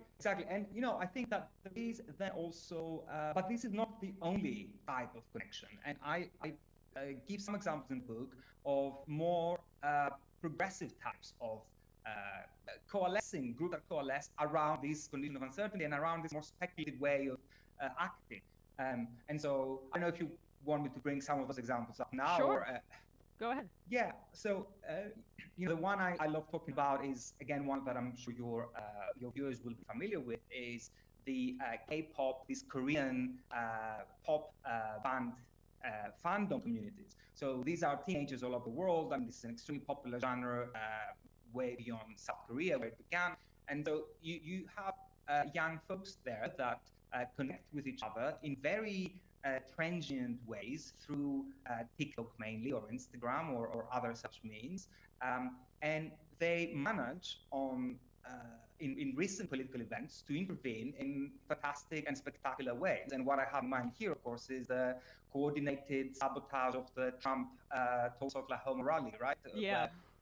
As you will remember, this was, they managed to essentially have him speak in an empty stadium, right? By selling, you know the story. They bought all those tickets with the intention of not showing up and so on. So that is a speculative act. That is a kind of a speculative politics, a politics that embraces this kind of more chaotic and uncertain moment with the intention, though, of sabotaging the very regressive element.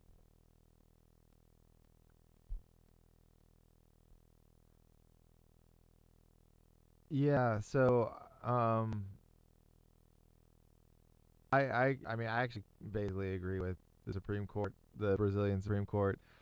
And I'd say that broadly speaking, if it ever came to it, even with the crazy Supreme Court we have right now, you might find that that would be the way that our court would actually rule on it. That the regulations requiring, even broadcast channels to adhere to certain hours for certain content might be considered unconstitutional, because of the First Amendment, the right to freedom of speech and the freedom of the press. But I would also say that like there might be a strong sentiment even on the right wing that parents should have the right to regulate it. That said, I do think that one of the things I've learned over the course of my political education is that as much as I might have a personal tendency towards a kind of libertarian in the classical sense, um, uh, view of personal rights, I know that like the reality is that I might be okay, but and even my child might be okay, but someone else's child might be extremely negatively affected by seeing something traumatizing. And so I think that as a society we have an obligation, generally speaking, to try and protect people from trauma. Now, there's a difference between trauma that you have to go through on some level and trauma that's being forced on you. So I think that ultimately it's probably best for parents to be there and be the ones regulating it. But if you have a perfect society where parents are able to do that, that would be great. Unfortunately, we don't have that kind of perfect society. I doubt you have that in Brazil either. So I think on a certain level, there's a community obligation to help raise children. That's why we have schools, and that's why we have, generally speaking, other institutions outside of the family that um, keep kids from falling to the wayside. And I think that, unfortunately, children are children regardless of whether you want to watch whatever content during the day that you want to watch.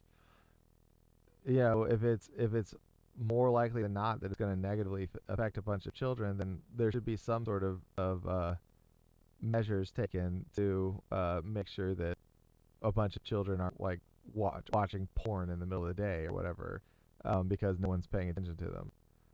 18 plus year old content on uh, broadcast here, if that means nudity and like lots of violence, like gory violence and stuff like that, that would never show on broadcast television here. Not even at you know after midnight or whatever.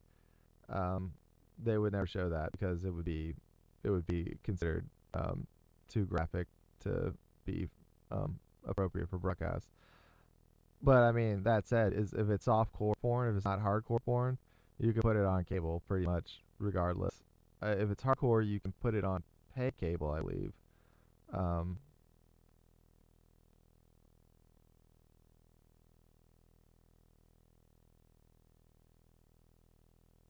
yeah, I mean that's kind of the way it is here. It's not like I think that there's a level on which there are like punishments beyond the fine.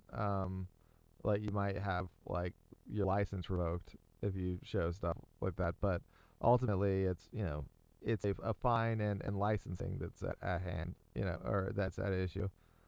So you know that's really where the power comes. It's like, well, you can say whatever you want, you just can't say whatever you want with the government giving you license to do so. That's where a lot of the ability, I believe, to regulate comes from through the licensing. But yeah, I mean, we have an organization called the FCC, which is the Federal Communications Commission, and it regulates broadcast, and to a degree internet, but not very well on that front. But the FCC watches broadcasts generally speaking, and it takes complaints from people regarding broadcast. So if you violated the FCC regulations, your odds are very likely that it's going to come back and haunt you at some point, because someone's going to complain. but yeah, you won't be able to show 18 if it's explicit sex, like actual frontal or frontal nudity mostly. Actually, they have shown like butts on asses on broadcast TV. Now that I think about it, there's been a couple of instances where after a certain hour, certain like shows like I believe one of them was like this NYPD Blue, if I'm not mistaken, back in the 90s.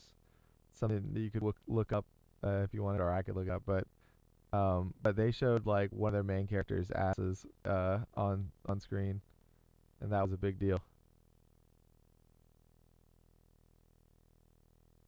Yeah, I've never seen 50 Shades of Grey. I think it's pretty tame, like compared to the way people talk about it. It's like S&M for people that aren't into S&M. So like, it's not very, you know,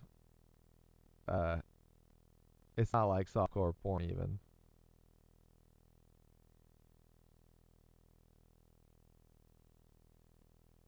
Public ministry sued the broadcaster, but the court understood that there's no problem with the transmission. Yeah, I mean, like it's a pretty tame movie from what I've never seen it, but what I heard about it was that people were actually pretty disappointed that it wasn't more like sultry and sexy. But yeah, I don't know. Like again, people call it puritanical, and to a degree that's where it comes from. They're overblowing that a lot when they talk about Puritanism in the United States. There is a streak that can be tied back to the Puritans coming here from England, with their strict feelings about sexuality that went against the norm of the royal court and things like that.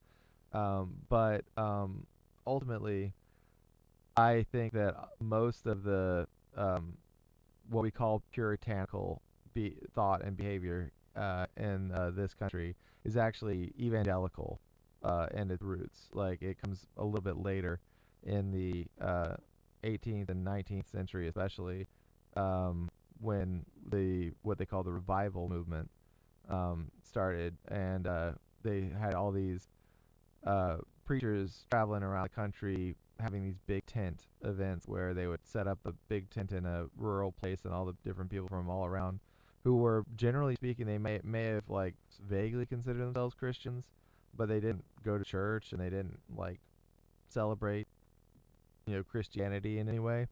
But in the 19th century especially, there was this movement where all these people got really religious. These are people that didn't know how to read, so they couldn't read the Bible themselves. And like these preachers didn't really preach the Bible exactly. They just kind of preached salvation and baptismal salvation and things like that. And so ultimately, like a lot of what you see in the U.S., which seems to be similar stuff to what's in Brazil, is a product of a movement that's still going on. There's still these big tent events, and they were I think even more prominent when I was a kid than they are now. But they still have them, and you see these preachers are still around that do this kind of stuff, like traveling, and now they have like TV shows, like the guy that's the weird politician figure, in Brazil. But yeah, the evangelical movement here is to a great extent the reason why we have all of these weird hang-ups about sex, especially on broadcast and in art and everything like that. Very, very scared of sex, very scared of human realities to an extent.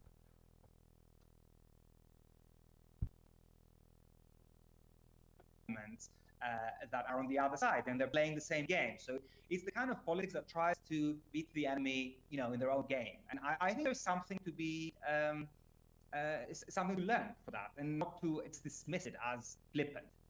I agree. And I think that the left could be better at engaging in that way, because there is that is in many ways some of the language that's being spoken online, even though I'm relatively young. I feel like I've already aged out of it. but I do appreciate it for what it is. Well, really appreciate your time today, Aris. The book's called Speculative Communities Living with Uncertainty in a Financialized World. We'll put a link to this in the podcast description to the book and in YouTube and wherever you're listening to this and at Majority.fm. Thanks so much for your time today. Really appreciate it. Thanks for having me. All the best. Of course. All right, guys, we're going to take a quick break, and then we will get to our second guest, Nath Tankus, and we'll be talking about what the hell is going on with the Fed.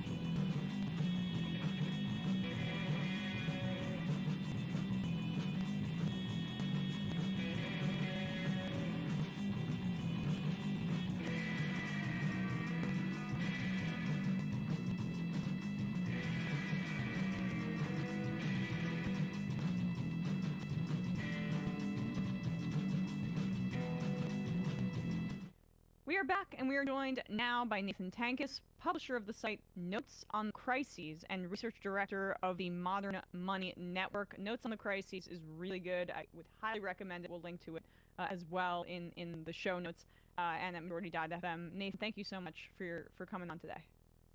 Great to be here. For sure. So, let's start with the most basic question of all. What is wrong with the Fed? What's wrong with the Fed? Well, I mean, at the most basic level, what is wrong with the Fed is that they've been tasked, they've been put in charge of running our whole economy, and they're not up to that challenge. They have the tools they have can do certain things very well, doesn't do other tools anywhere near as well, and, you know, kind of put me in, coach. We have a lot of different agencies that have a lot of other different capabilities, or that they could be given a lot of their different capabilities, that could really do a better job together of managing the economy rather than having this one agency be in charge, being in charge of it. What are the Fed's capacities? Because I know our audience will be familiar with the dual mandate, the fact that they are supposed to, in theory, maximize employment, but then also control prices and make sure that inflation doesn't get out of control. But one of those takes a lot more precedence over the other.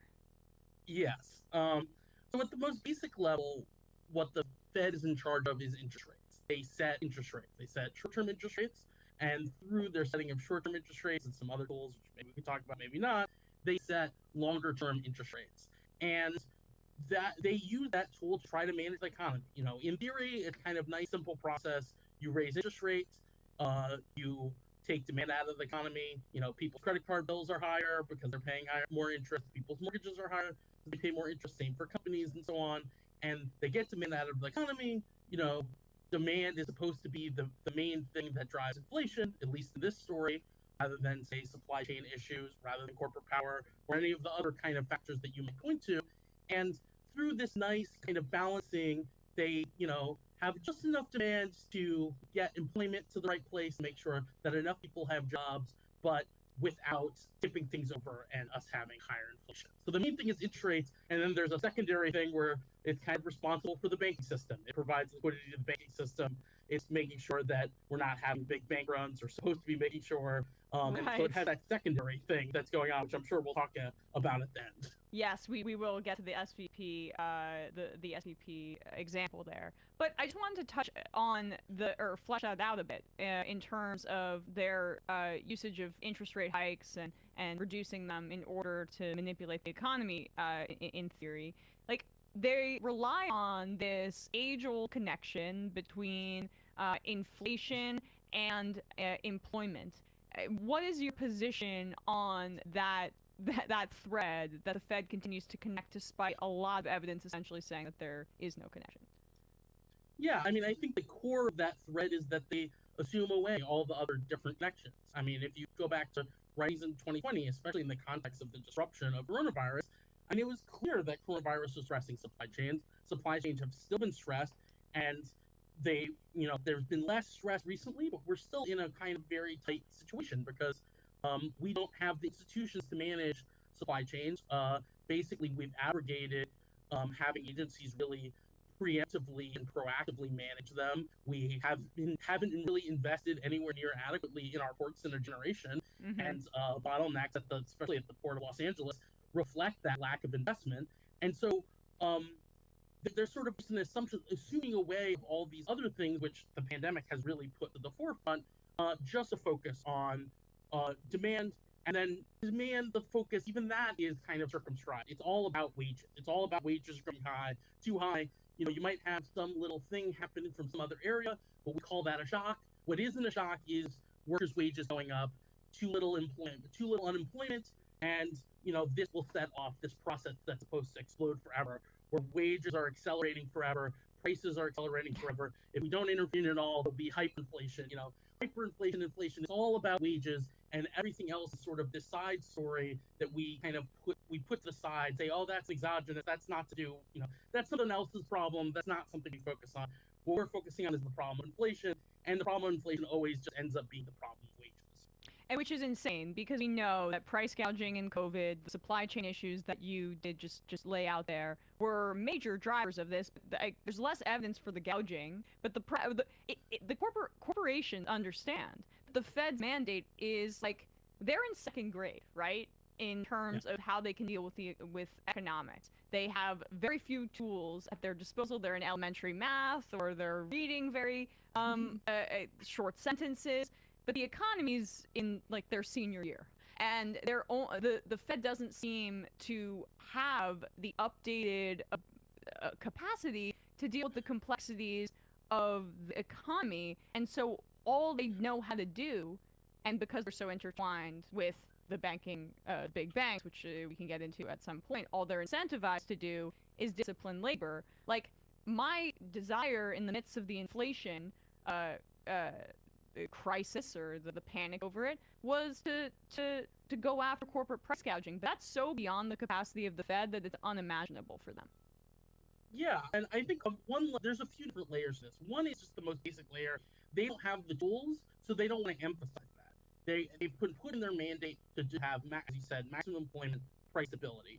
All they have to do, all they have are their tools. And so if they emphasize these other things and say, well, we're not going to respond to this latest round of inflation because that's mainly about particularities in the housing market, that's mainly about supply chains, that's mainly about rising corporate profit margins, as former Vice Chair Lael Brainard talked about before she went over to the National Economic Council. These kind of things, that they talk about it, they're essentially admitting, well, they can't do things about inflation, and they're not going to be responding to it. And that creates a whole panic in the business press of saying, they're letting inflation happen, and they don't, and they, for some good reasons and some more cynical reasons, don't trust any other agency to really respond to problems. But what this all comes to is essentially that we never build the kind of whole of government response that we need to inflation until it's too late, until there's some recognition in a crisis, so you start doing things, but the things they're doing is very ad hoc. To respond to supply chain issues, that's something we should have been building from 2011, 2012, and securing supply chains. That's not something you do after supply chains have enormous stresses on them, and then try to fix things when right in the middle of the moment. I mean, it's it's like trying to study for an exam while the exam's already going on for an hour, and you're showing up late because you wanted to study a little bit. It doesn't work. It doesn't make sense. And how does the Fed's capacity compare to other central banks around the world? And I mean, the United States, it's obviously it's fiat currency. What we do is the trickle effect is felt everywhere in the world, but downstream from it.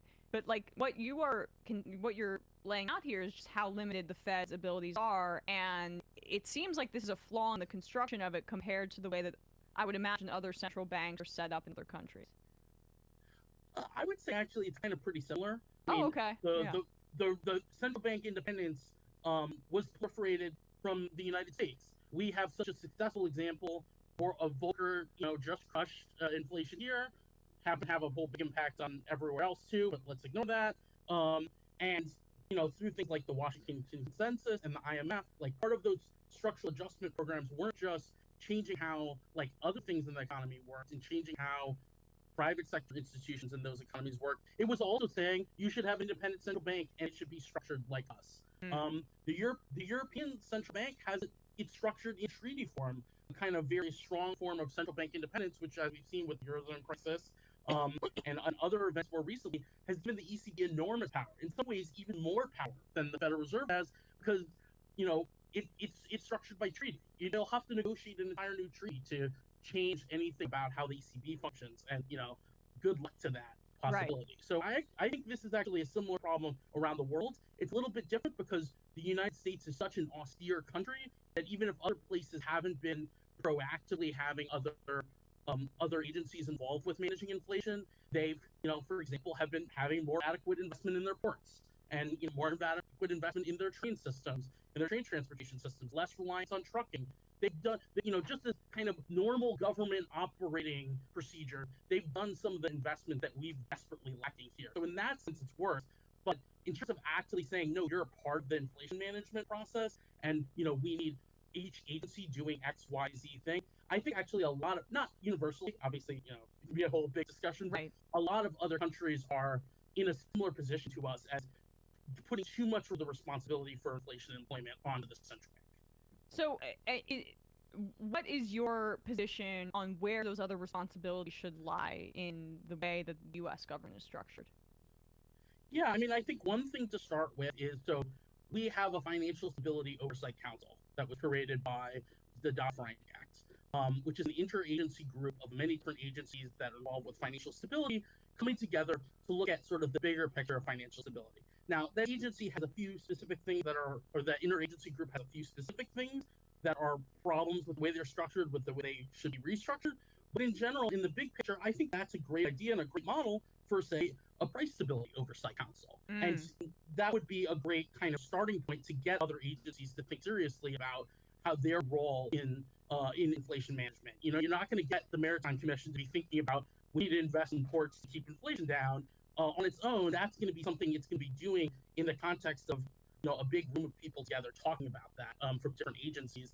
And I think that's the first step. I mean, it's a huge task project to get a whole really true and permanent whole of government approach to managing the economy. But I think that is the first step to getting that conversation forward and getting many different agencies focus on that.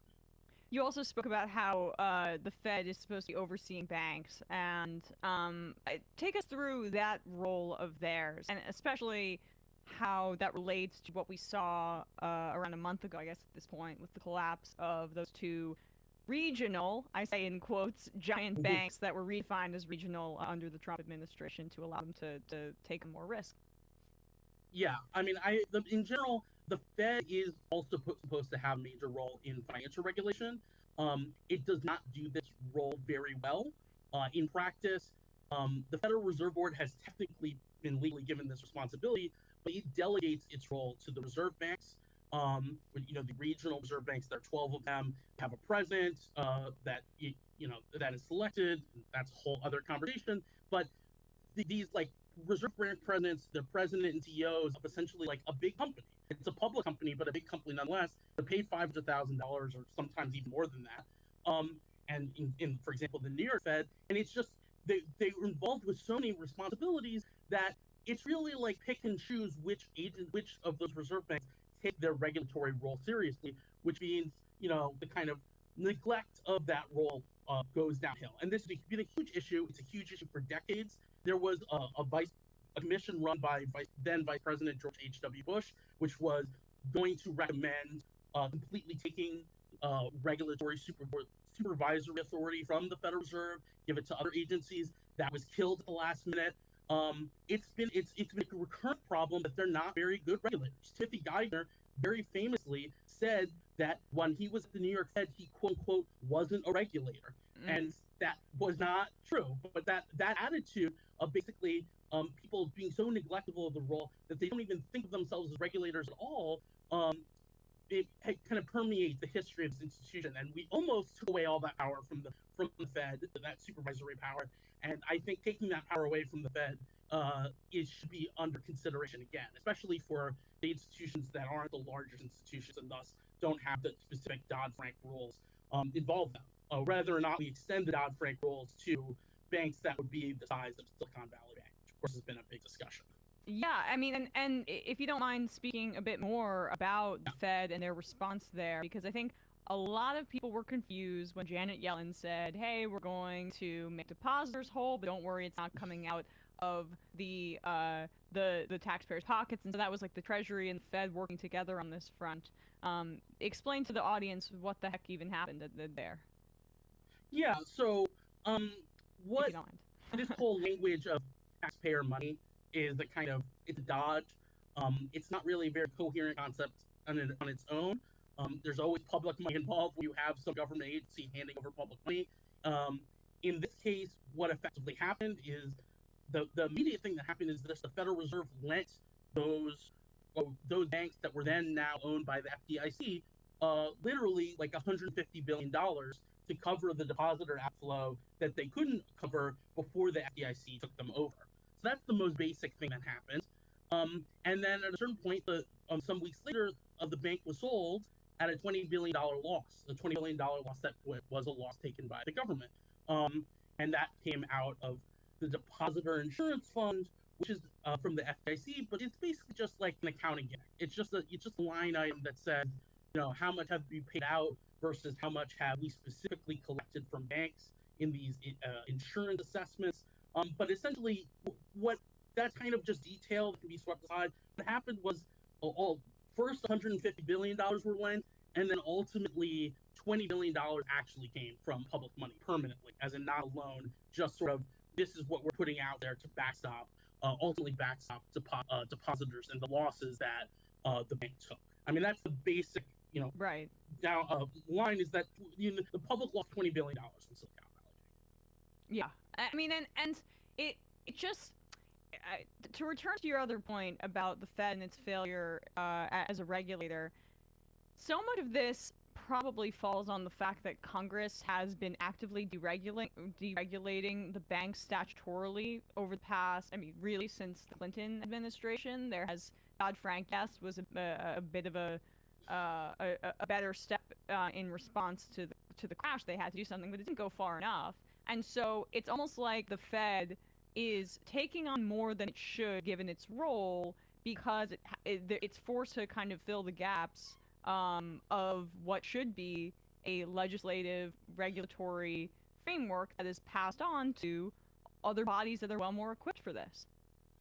Yeah, I would say two things there. One is something that isn't really understood very well is that when Congress passes a law taking away regulatory authority from some agency, even if it's a specific set of authorities and not all of that authorities, there's an implicit message that banking regulators take from that, which is, we're supposed to stay away from that. We're going to get in trouble with Congress. We're going to get punished if we focus on that. So no matter how much the deregulation that's happened, bank regulators take that as an even larger signal to not supervise banks, to desupervise, not focus on them. So deregulation bills are always even worse than they seem on the top end, because the message that regulators are getting is, the chilling effect. You're not supposed to be looking at them at all. It's the same thing as like having a meeting with the Keating Five over, you're not supposed to be regulating the Keating Five. If you didn't have the kind of people like Bill Black who are then going to blow the whistle, the alternative is, well, we're not supposed to really be looking at any of these savings and loans. Because we're going to get pulled up in a congressional meeting, and I'm just some random regulator, and here are some senators telling me that I'm not doing my job right. And that's an extreme example, but deregulation bills in general work that way, where there's just sort of a sense, whoa, okay, so we're not supposed to be supervising at all. On the second point about the Fed being given too much responsibility, I think that is true in the sense that, like, we shouldn't have so much power and responsibility concentrated in one institution. But one important thing to note about the Fed is that it has an unlimited operational budget. It can spend whatever amount of money that it needs to spend in order to carry out its responsibilities. So uniquely among government agencies, if they are having a difficult time supervising banks, they can hire more people at will. They can hire billions of dollars worth more regulators, and even $500 million can be every year can be a huge difference at the regulatory level. So I ultimately agree that, as I said, I think the supervisory responsibility should be taken from the Fed, but it should be recognized that they have unique ability to get boots on the ground, really taking these issues seriously, and they do not. Yes. Well said. And for even more detail than I'm kind of capable of grasping, you can go to Notes on the Crises, Nathan Dankis's website. You're a great writer on this. Great work over there. Thank you so much for your time today. Really appreciate you coming on, Nathan. I appreciate it. Thanks for having me. Yep, of course. All right, folks. Well, with that, we're going to wrap up the first hour of this program. Head into the fun half. The number is 646-257-3920.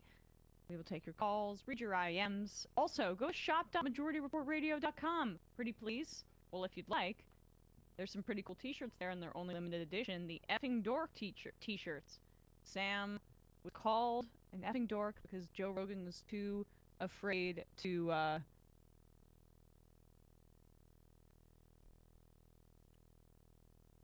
actually meant to click on the fun half, but it's nice to have a break. Generally speaking, from the noise.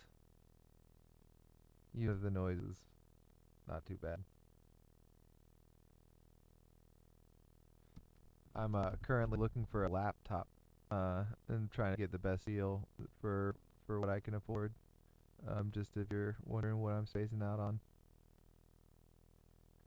I've got a good desktop, but to use my motion capture suit, it's most effective use, I kind of need to be mobile with it, so needing a laptop on a certain level. Plus, I've wanted one for a long time, and I'm using some of my money that I was going to use towards my film to get it, because I am also buying this out of depression, bluntly.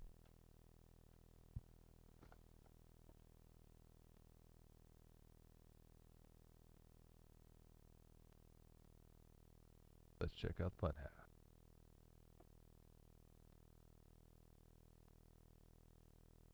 People, indigenous people, and using that in my commentary because I'm not a part of those communities. I grew up privileged. I'm a white woman. It's really my responsibility to carry water for that. That's how I feel about my job, at least. So and to listen, and to also be willing to accept that maybe we could be wrong about our initial analysis about something, or maybe that something that we said or did could be construed differently, or be construed in a different way, and not react to that with completely self-righteous indignation. It's about advocacy versus my thought, and I want to be an advocate. And so, guys, no more rhymes about this, please. I've addressed it. You guys can go on Twitter and check it out if you want. Just please, please understand that it makes me uncomfortable, and that as much as you I think they're slagging on Anna Kasparian. That's what this is to about. hear a disavowal, I've given it, and if you care about the show, you care about me, just please understand that this is difficult for me. So I would appreciate if we could just kind of stop now. Yeah, and just not to beat a dead horse about this at all. And this is I does not need me to defend her or to white knight for her or anything like that. But we are buddies. She is. Exactly. But she's not an ombudsman for other left-wing commentators. She is not a PR person for them, and she's not a spokesperson for them. It is not required for her to be reached for comment every time they say something that might be unfavorable or might be something that you don't necessarily agree with or that we don't agree with. Yeah. It's not her responsibility, and it's not our responsibility. So whatever you could be considered or misconstrued as something akin to silence, it's not silence. Right. She has addressed this multiple times on multiple platforms, and she doesn't need to do it for every single comment that comes our way in the public sphere. So appreciate it. All right, let's take one more call while I check out. I'm gonna check out that new sound as well, because Trump did this batshit interview on with Tucker Carlson that we want to get into, and then we'll do it.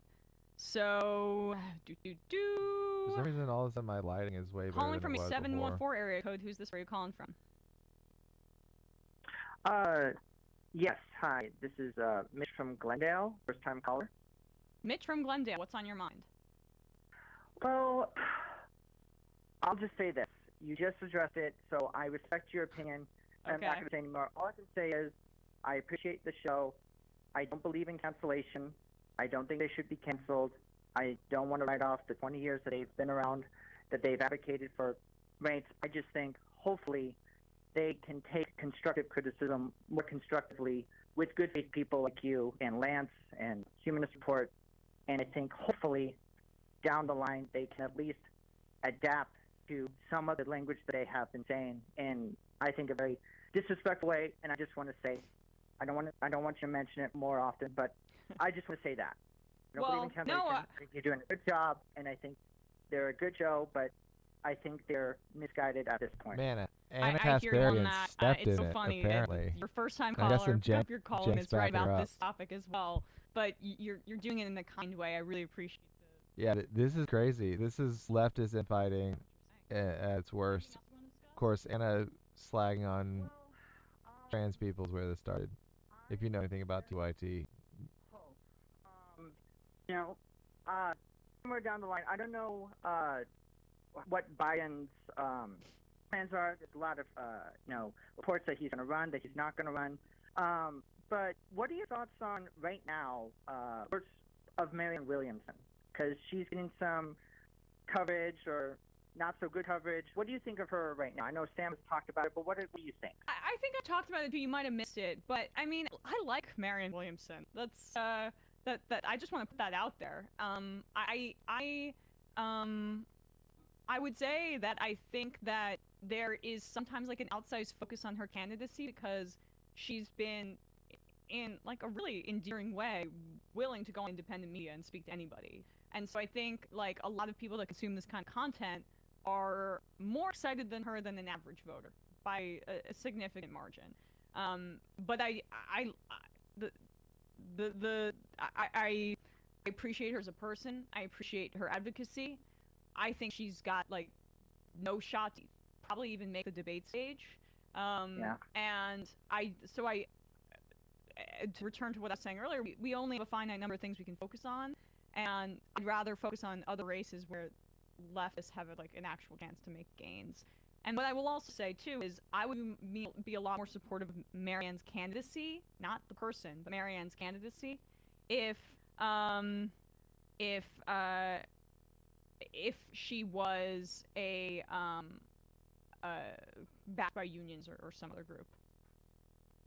No, I agree. But that's the kind of the weird thing about it is that, I have a lot of respect for Marianne Williamson. She's a very principled person. It seems that there's some people online and there's some people who are on Twitter who are liking to compare her, I think unfairly, but compare her to like the Bernie campaign. It's like she is sort of like the left energy. And I don't know, what do you think is missing? Do you think between her potential campaign and what Bernie did in 2016 and 2020? Because she's trying to bring that energy to her campaign.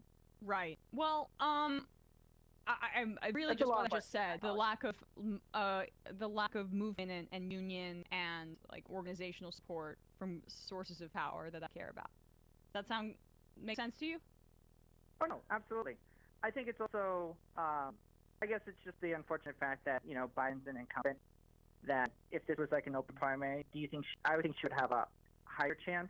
Not just saying like she's gonna beat Biden, but I just think because he's an incumbent, he could run. It's like you said, very very likely that it's just gonna be Joe Biden. I just wish we'd have more primaries and more people willing to be more open to be in favor of competing.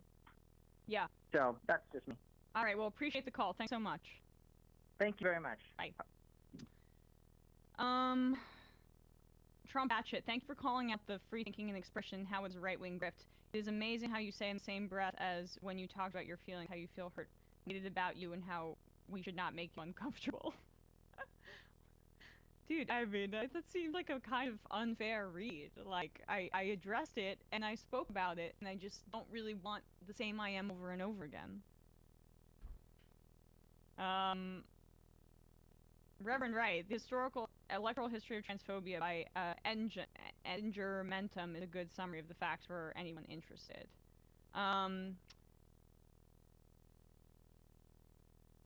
Scatastic Terrorist, as someone who worked for T1RTY, do you ever feel a little obligated to denounce Hassan's hideous camo shirts? I might be able to do that when I'm potentially speaking to him. We don't know. Soon, so we'll see. Left of the box. I'm non-binary. Thank you, Emma, for being an ally and speaking up. I know it's not easy to go against people you're friendly with. It goes to show you live by your values instead of claiming you have values for show. I truly appreciate you and all the folks at MR. It makes it easy to work with such great people here at the Minority Report. Honestly, they do keep me sane. So, all right, let's do some clips. All right, the pod thing. Yeah. So, I mentioned this in headlines, but Dianne Feinstein has missed a ridiculous amount of votes over the past 50 or so days. She's been hospitalized, and I hope she's okay, with shingles. But this is not the first health issue for Dianne Feinstein. Staffers, other Democratic lawmakers have repeatedly spoken to the media about the fact that she's just not remembering things. And she is the second most powerful senator on the Judiciary Committee behind Dick Durbin. Is that true, Bradley? Is that her position? Yeah, let me just double check. But like, she was ranking member at one point, and right. She's also like one of the most, like, of course, senior and most tenured senators in the entire body. She's right. She's been in office since 1993, if I'm remembering correctly. And that's the seniority. And that's the seniority piece. She's missed 60 of the 82 votes taken in the Senate generally in this calendar year. She's supposedly going to be returning next Monday, but like when. Her return is just essentially so they can get these judicial nominations through, which is really important. I mean, the Biden administration, an underrated thing that they've done that's been very good is that Senate Democrats, despite having a 50-50 split for the first half of Biden's presidency in the Senate, have been able to confirm over 100 federal judges, which means that they were outpacing, even with that narrow Senate majority, the appointments within the first half of Trump's first term. So the Biden administration needs to keep it up because this is immensely important. We're seeing this very acutely in the case of abortion. And Dianne Feinstein, this situation is getting so egregious that she's even lost Pod Save America. There's been a lot of reporting about Dianne Feinstein no longer being fit to serve in the Senate representing the biggest state in this country.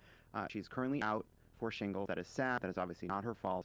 But because she is not in the Judiciary Committee, Durbin has said that it has made it basically impossible to move a lot of these lower court nominees to the Senate for a vote, which means that Dianne Feinstein, who should not be in the Senate, is now preventing us from being able to confirm judges. And as sad as it is to sort of see someone who's had an incredibly storied and long, important career and has done a lot of good for this state, I think what the people around Dianne Feinstein are doing, allowing, being part of this farce of having a lack of a senator in such an important job is really wrong, and Dianne Feinstein should no longer be in the Senate. She should resign. More people should be calling on her to resign.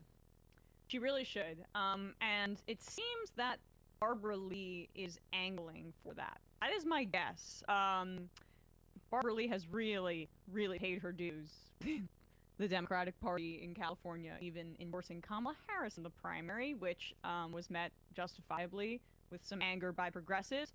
But the point is that, like, she's made her entire career on straddling the line between the progressive wing of the party and taking really, really courageous stances on things like the Iraq and Afghanistan war and the AUMF, while also being in with Democratic power players in circles. So, I mean, I think she'd be a very good choice if Feinstein does resign, but there seems to be no indication that she's going to. Like, this is legitimately having material impacts on our democracy. The Biden administration needs to nominate as many judges as possible because we are seeing that our democracy is under threat through the judiciary, and there's no real way and tool that we have right now except short of ignoring the rulings that are coming out of things like that extremist right-wing activist judge in Texas, which Biden says we're not going to do, basically, because it would set a dangerous precedent.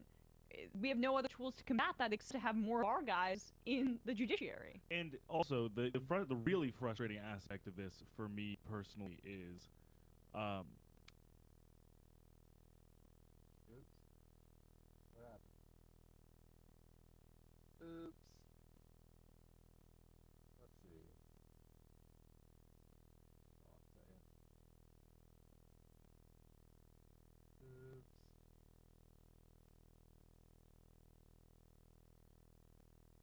No.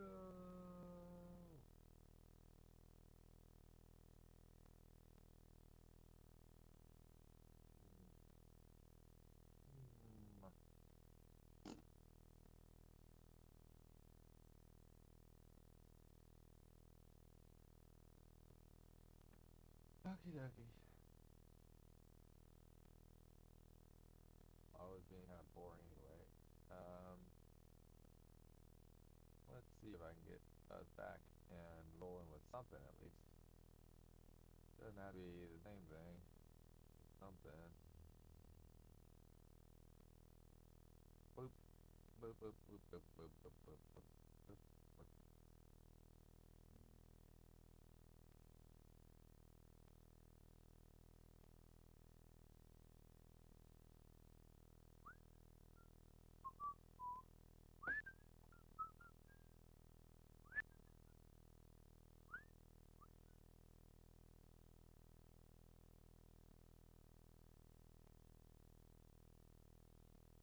This problem would be fixed without her even retiring. They're being so unbelievably and unnecessarily fragile about this to basically not hurt a woman's feelings who respectfully, but all accounts, Doesn't get it. doesn't really know what's going on. Yes, look, it's human for them to be sensitive about this. I get that, of course. They might. I mean, they're probably friends. I don't know, but I'm sure that's painful, and they want to respect her.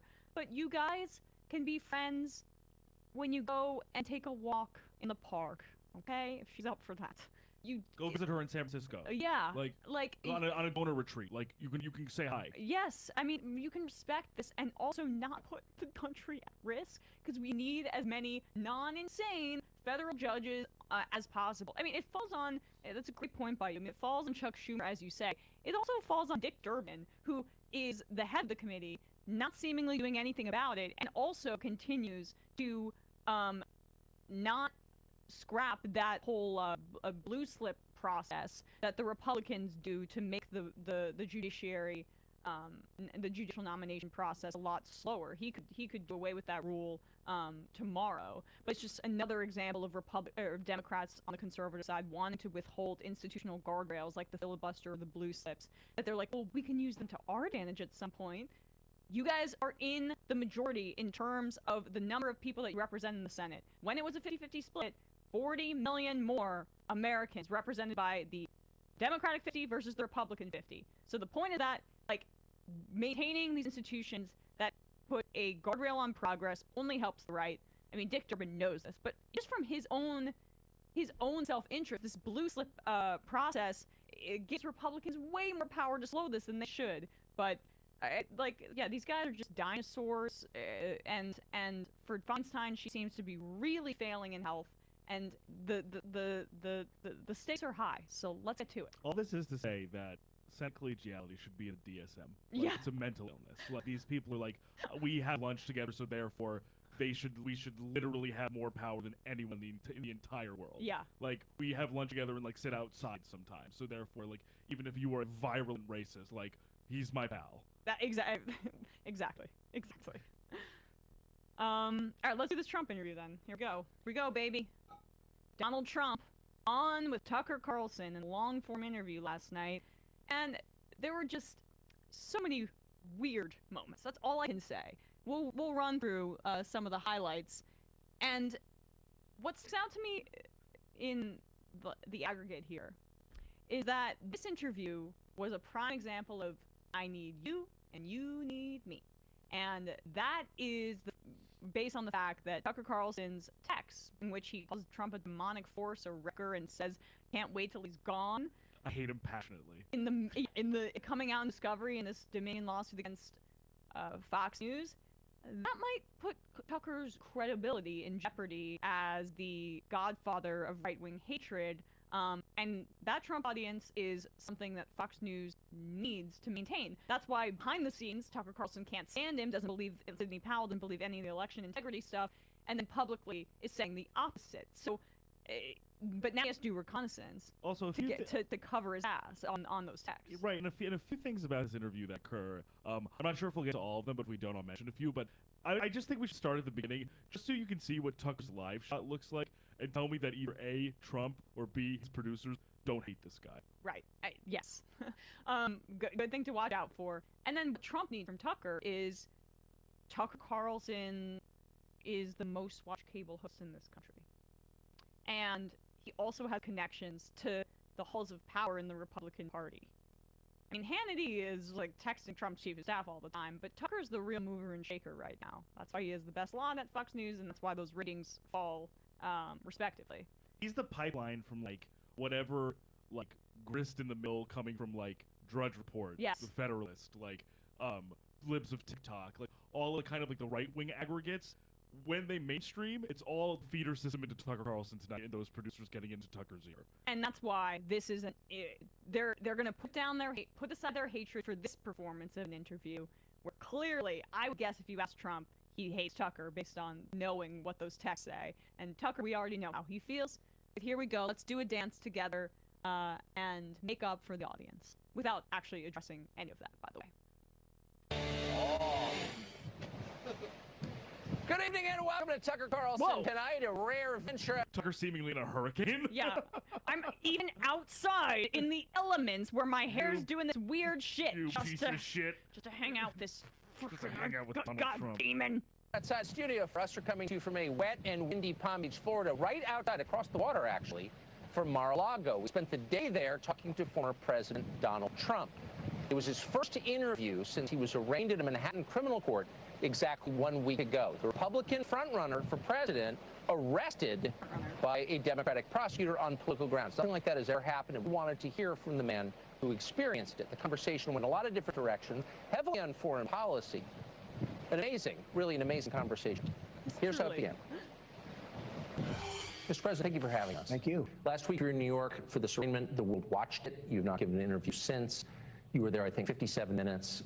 Tell us from your perspective what that was like. Well, it was a horrible thing because I did nothing wrong. Absolutely nothing wrong. You look at even the pundits and the legal analysis, Greg Jarrett, all of these really talented people, they're saying he didn't do anything wrong. So that's number one. Number two, they were incredible. When I went to the courthouse, which is also a prison in a sense, they signed me in. No, it's not. And I'll tell you, people were crying. People that work there, professionally work there, that have no problems putting in murderers, and they see everybody. It's tough, tough place. And they were crying. They were actually crying. They said, I'm sorry. They'd say, 2024, sir, 2024. And tears pouring down their eyes. I've never seen anything like those people are phenomenal. Those are your police. Those are the people that work at the courthouse. They're unbelievable people. Pause it. Many of them. Those are the people that did what they had to do with Jeffrey Epstein in the prison right next door. The prison guards themselves came to me and said, Trump, we love you. Thank you for all that cash and getting me to murder Epstein. No, I'm joking. But I know a little bit about the way that that part near City Hall is in downtown Manhattan is kind of configured. It's not the same. They're connected to the prison. There is a prison there. The courthouse there is not the same thing. I don't doubt that the cops were praising him. That's a problem. Yes, the NYPD, a little bit more conservative than the rest of the New York City population. I love when he projects like some of his fears like, during these things. He's like, I think it's connected to a prison. Are they gonna put me in there right now? Am I going in immediately?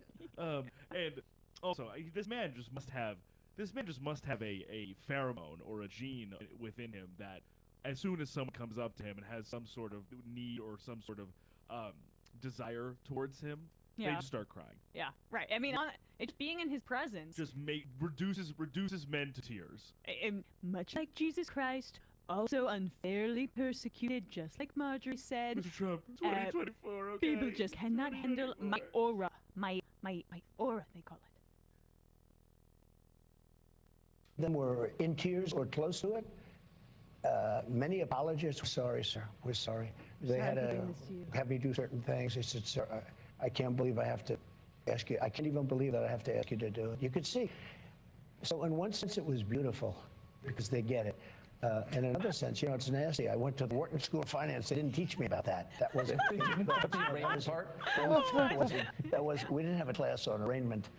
And in one sense, it was very beautiful. In another sense, it was very nasty. That's just what I love how he's like. It's the duality of life, baby. I'm amazed that he can fit both in the spectrum of his feelings. Like, it was absolutely horrible, but very beautiful also. He did that. He did that a few times in the interview. The Putin party also did that. He did it later in the interview. Do we have that poll? Because it's fine if we don't. But later in the interview, he said, like, if we get along very well, and I was also his worst nightmare and the worst thing that ever happened to him. Well, because yes, I have that later. Yeah. Because he gets into how he killed a lot of Russian soldiers. Right. How we had a great relationship. He would never have invaded Ukraine if I was in office because I'm his worst nightmare. Extreme scared of me. Here we go. You just covered all bases. And it was a sad day in many ways, and in many days it was a beautiful day because the people understand it. I didn't know this was happening, but the poll numbers have gone through the roof. The people get it, and the other ones are hoaxes also. You know, the box hoax. Look at Biden's got 1,850 boxes, right? And that's a hoax. And then the one in Atlanta where I had a perfect phone call. This is all weaponization. They're weaponizing our justice system, Tucker, and they think if they go and give you a subpoena, I guess I'm very well known and people understand it and they get it, and maybe I have a bigger platform so I can explain it. But if you're somebody, a Republican, let's say, running for office and you get a subpoena, you might as well resign because you're not going to be able to survive it. And the voters aren't going to handle it. The voters aren't going to take. What they're doing is weaponizing the system, and there's never been anything like it. And it's all disinformation. You see, the other day, Afghanistan, one of the worst things I've ever seen, I think the most embarrassing moment that this country's ever had, frankly.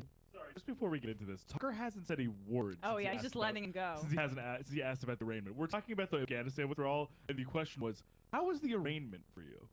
I mean, this is why James Austin Johnson, now on SNL, is the GOAT of Trump impressions, because no one captures his complete nonsense train of thought, line of thinking, where there's it's a run-on sentence that he just goes from one thing to another to another. There is no connective tissue between these two issues, but somehow he just gets there. And I love that they pull up a B-roll of the planes leaving Afghanistan. The way we got out, not getting out, we had to get out. It was ridiculous to be there. And I had that so good, so tight, so tough. I spoke to the leader, Abdul. I said, Abdul, if you do anything, you're going to get hit really hard. Literally, he said, Tucker's laughing. I said, why? He goes, why do you send me a picture of my house? I said, you'll have to figure that one out, Abdul. But we didn't have one death in 18 months. He knew. Not one death. And then to see the way we got out, like we were surrendering, like taking the military out first, leaving $85 billion worth of equipment behind, giving up Bagram. Okay, I was can you going to keep pause it, Bagram. first of all? Why are you sending a picture of my house? What the fuck is he talking about? And also, mobster shit. He's like, oh, that's a nice house, Abdul. Would have been a shame if I bombed it. See that car out there? It's my PI. Okay. That's my guy. You're being watched, Abdul. It's one of Roy Cohn's guys, Abdul. Trump dropped the largest non-nuclear bomb ever in Afghanistan. Just throwing that out there. Like, within a few months of his presidency, just did that to show force. No death, though. I was getting out, but not for Afghanistan. It's 1 hour away from where China makes its nuclear weapons. It's one of the biggest Air Force bases in the world, I think the biggest, with runways that go 10,000 feet. I was keeping that because of China, not because of Afghanistan. Right. And they left everything. They left in the dark of night. They left the lights on. They left the dogs, by the way. You know, people say about the dog. They left the dogs. Everyone, the dog lovers, and you got a lot of them. I love dogs. You love dogs. But they left the dogs. People said, what? One of the first questions I got, what do they do with dogs? Mostly German Shepherds. They left them. What they did, the way they got out, was so horrible. Okay, everybody knows that was their plan. That had nothing to do with me. I was getting out, too. We would have gotten out with strength and dignity. And Bradley's what happened? Almost throwing up laughing right and now. The other day I hear, it was Trump's fault. Oh, that's right. It was Trump. I was gone for a long time. I would have been out faster than them. We would have had all the equipment. We would have had the American citizens. We left hostages. We left Americans behind. Many, I think many more than you think. And we had 13 soldiers killed. And nobody ever mentions the fact that we had many maimed so badly. No arms, no legs. Their face was obliterated. Okay, I can't with this train of. We're good on this part. Dog lovers. You know the dog lovers. Yeah. Tucker's like, what? Yeah, I mean, first of all, fact check, Trump's like one of the only presidents in modern history to not have a dog, not have an animal. That's pretty true, right? He's a germaphobe. I don't think he would ever touch a dog. He does not like dogs. No, there's no way he would like touch a pet. And he, every time he like talked about somebody, like, acted like a dog. When he killed a leader, but just dead like a dog. Dog is like a derisive term for him. He actually thinks dogs are like negative on society. But I just love, like, I had to write this down.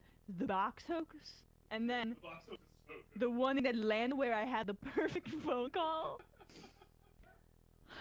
I'd be lying if I said that this shit isn't like the funniest stuff. I mean, it's just stranger than fiction. I don't even know what to add. Like all the caveats aside, like we know he's bad person, bad president, yeah. but like his brain is a pinball machine. Absolutely. Like it's hurtling at like meteoric speed between thought processes. Absolutely. It should be studied by science. Yes. He really is just. I hope that he does donate to science at the end of his life. Although I have a feeling he's gonna be like, freeze it like Disney, freeze it like Disney. I want to be like Nixon Futurama. Yeah. With my head encased in glass. So let's go to part 2 here of this beautiful, perfect interview, where he did the thing that, like, this is another thing. So when he says he loves dogs, he says she's dead like a dog, dirty like a dog, acted like a dog. That was by Odell Beckham Jr. Remember when he did that celebration that people really didn't like, where he pretended to be a dog with his hind leg? That was in response to Trump calling NFL players dogs. So he does not love dogs. He uses them derisively. He doesn't care about the dogs in Afghanistan.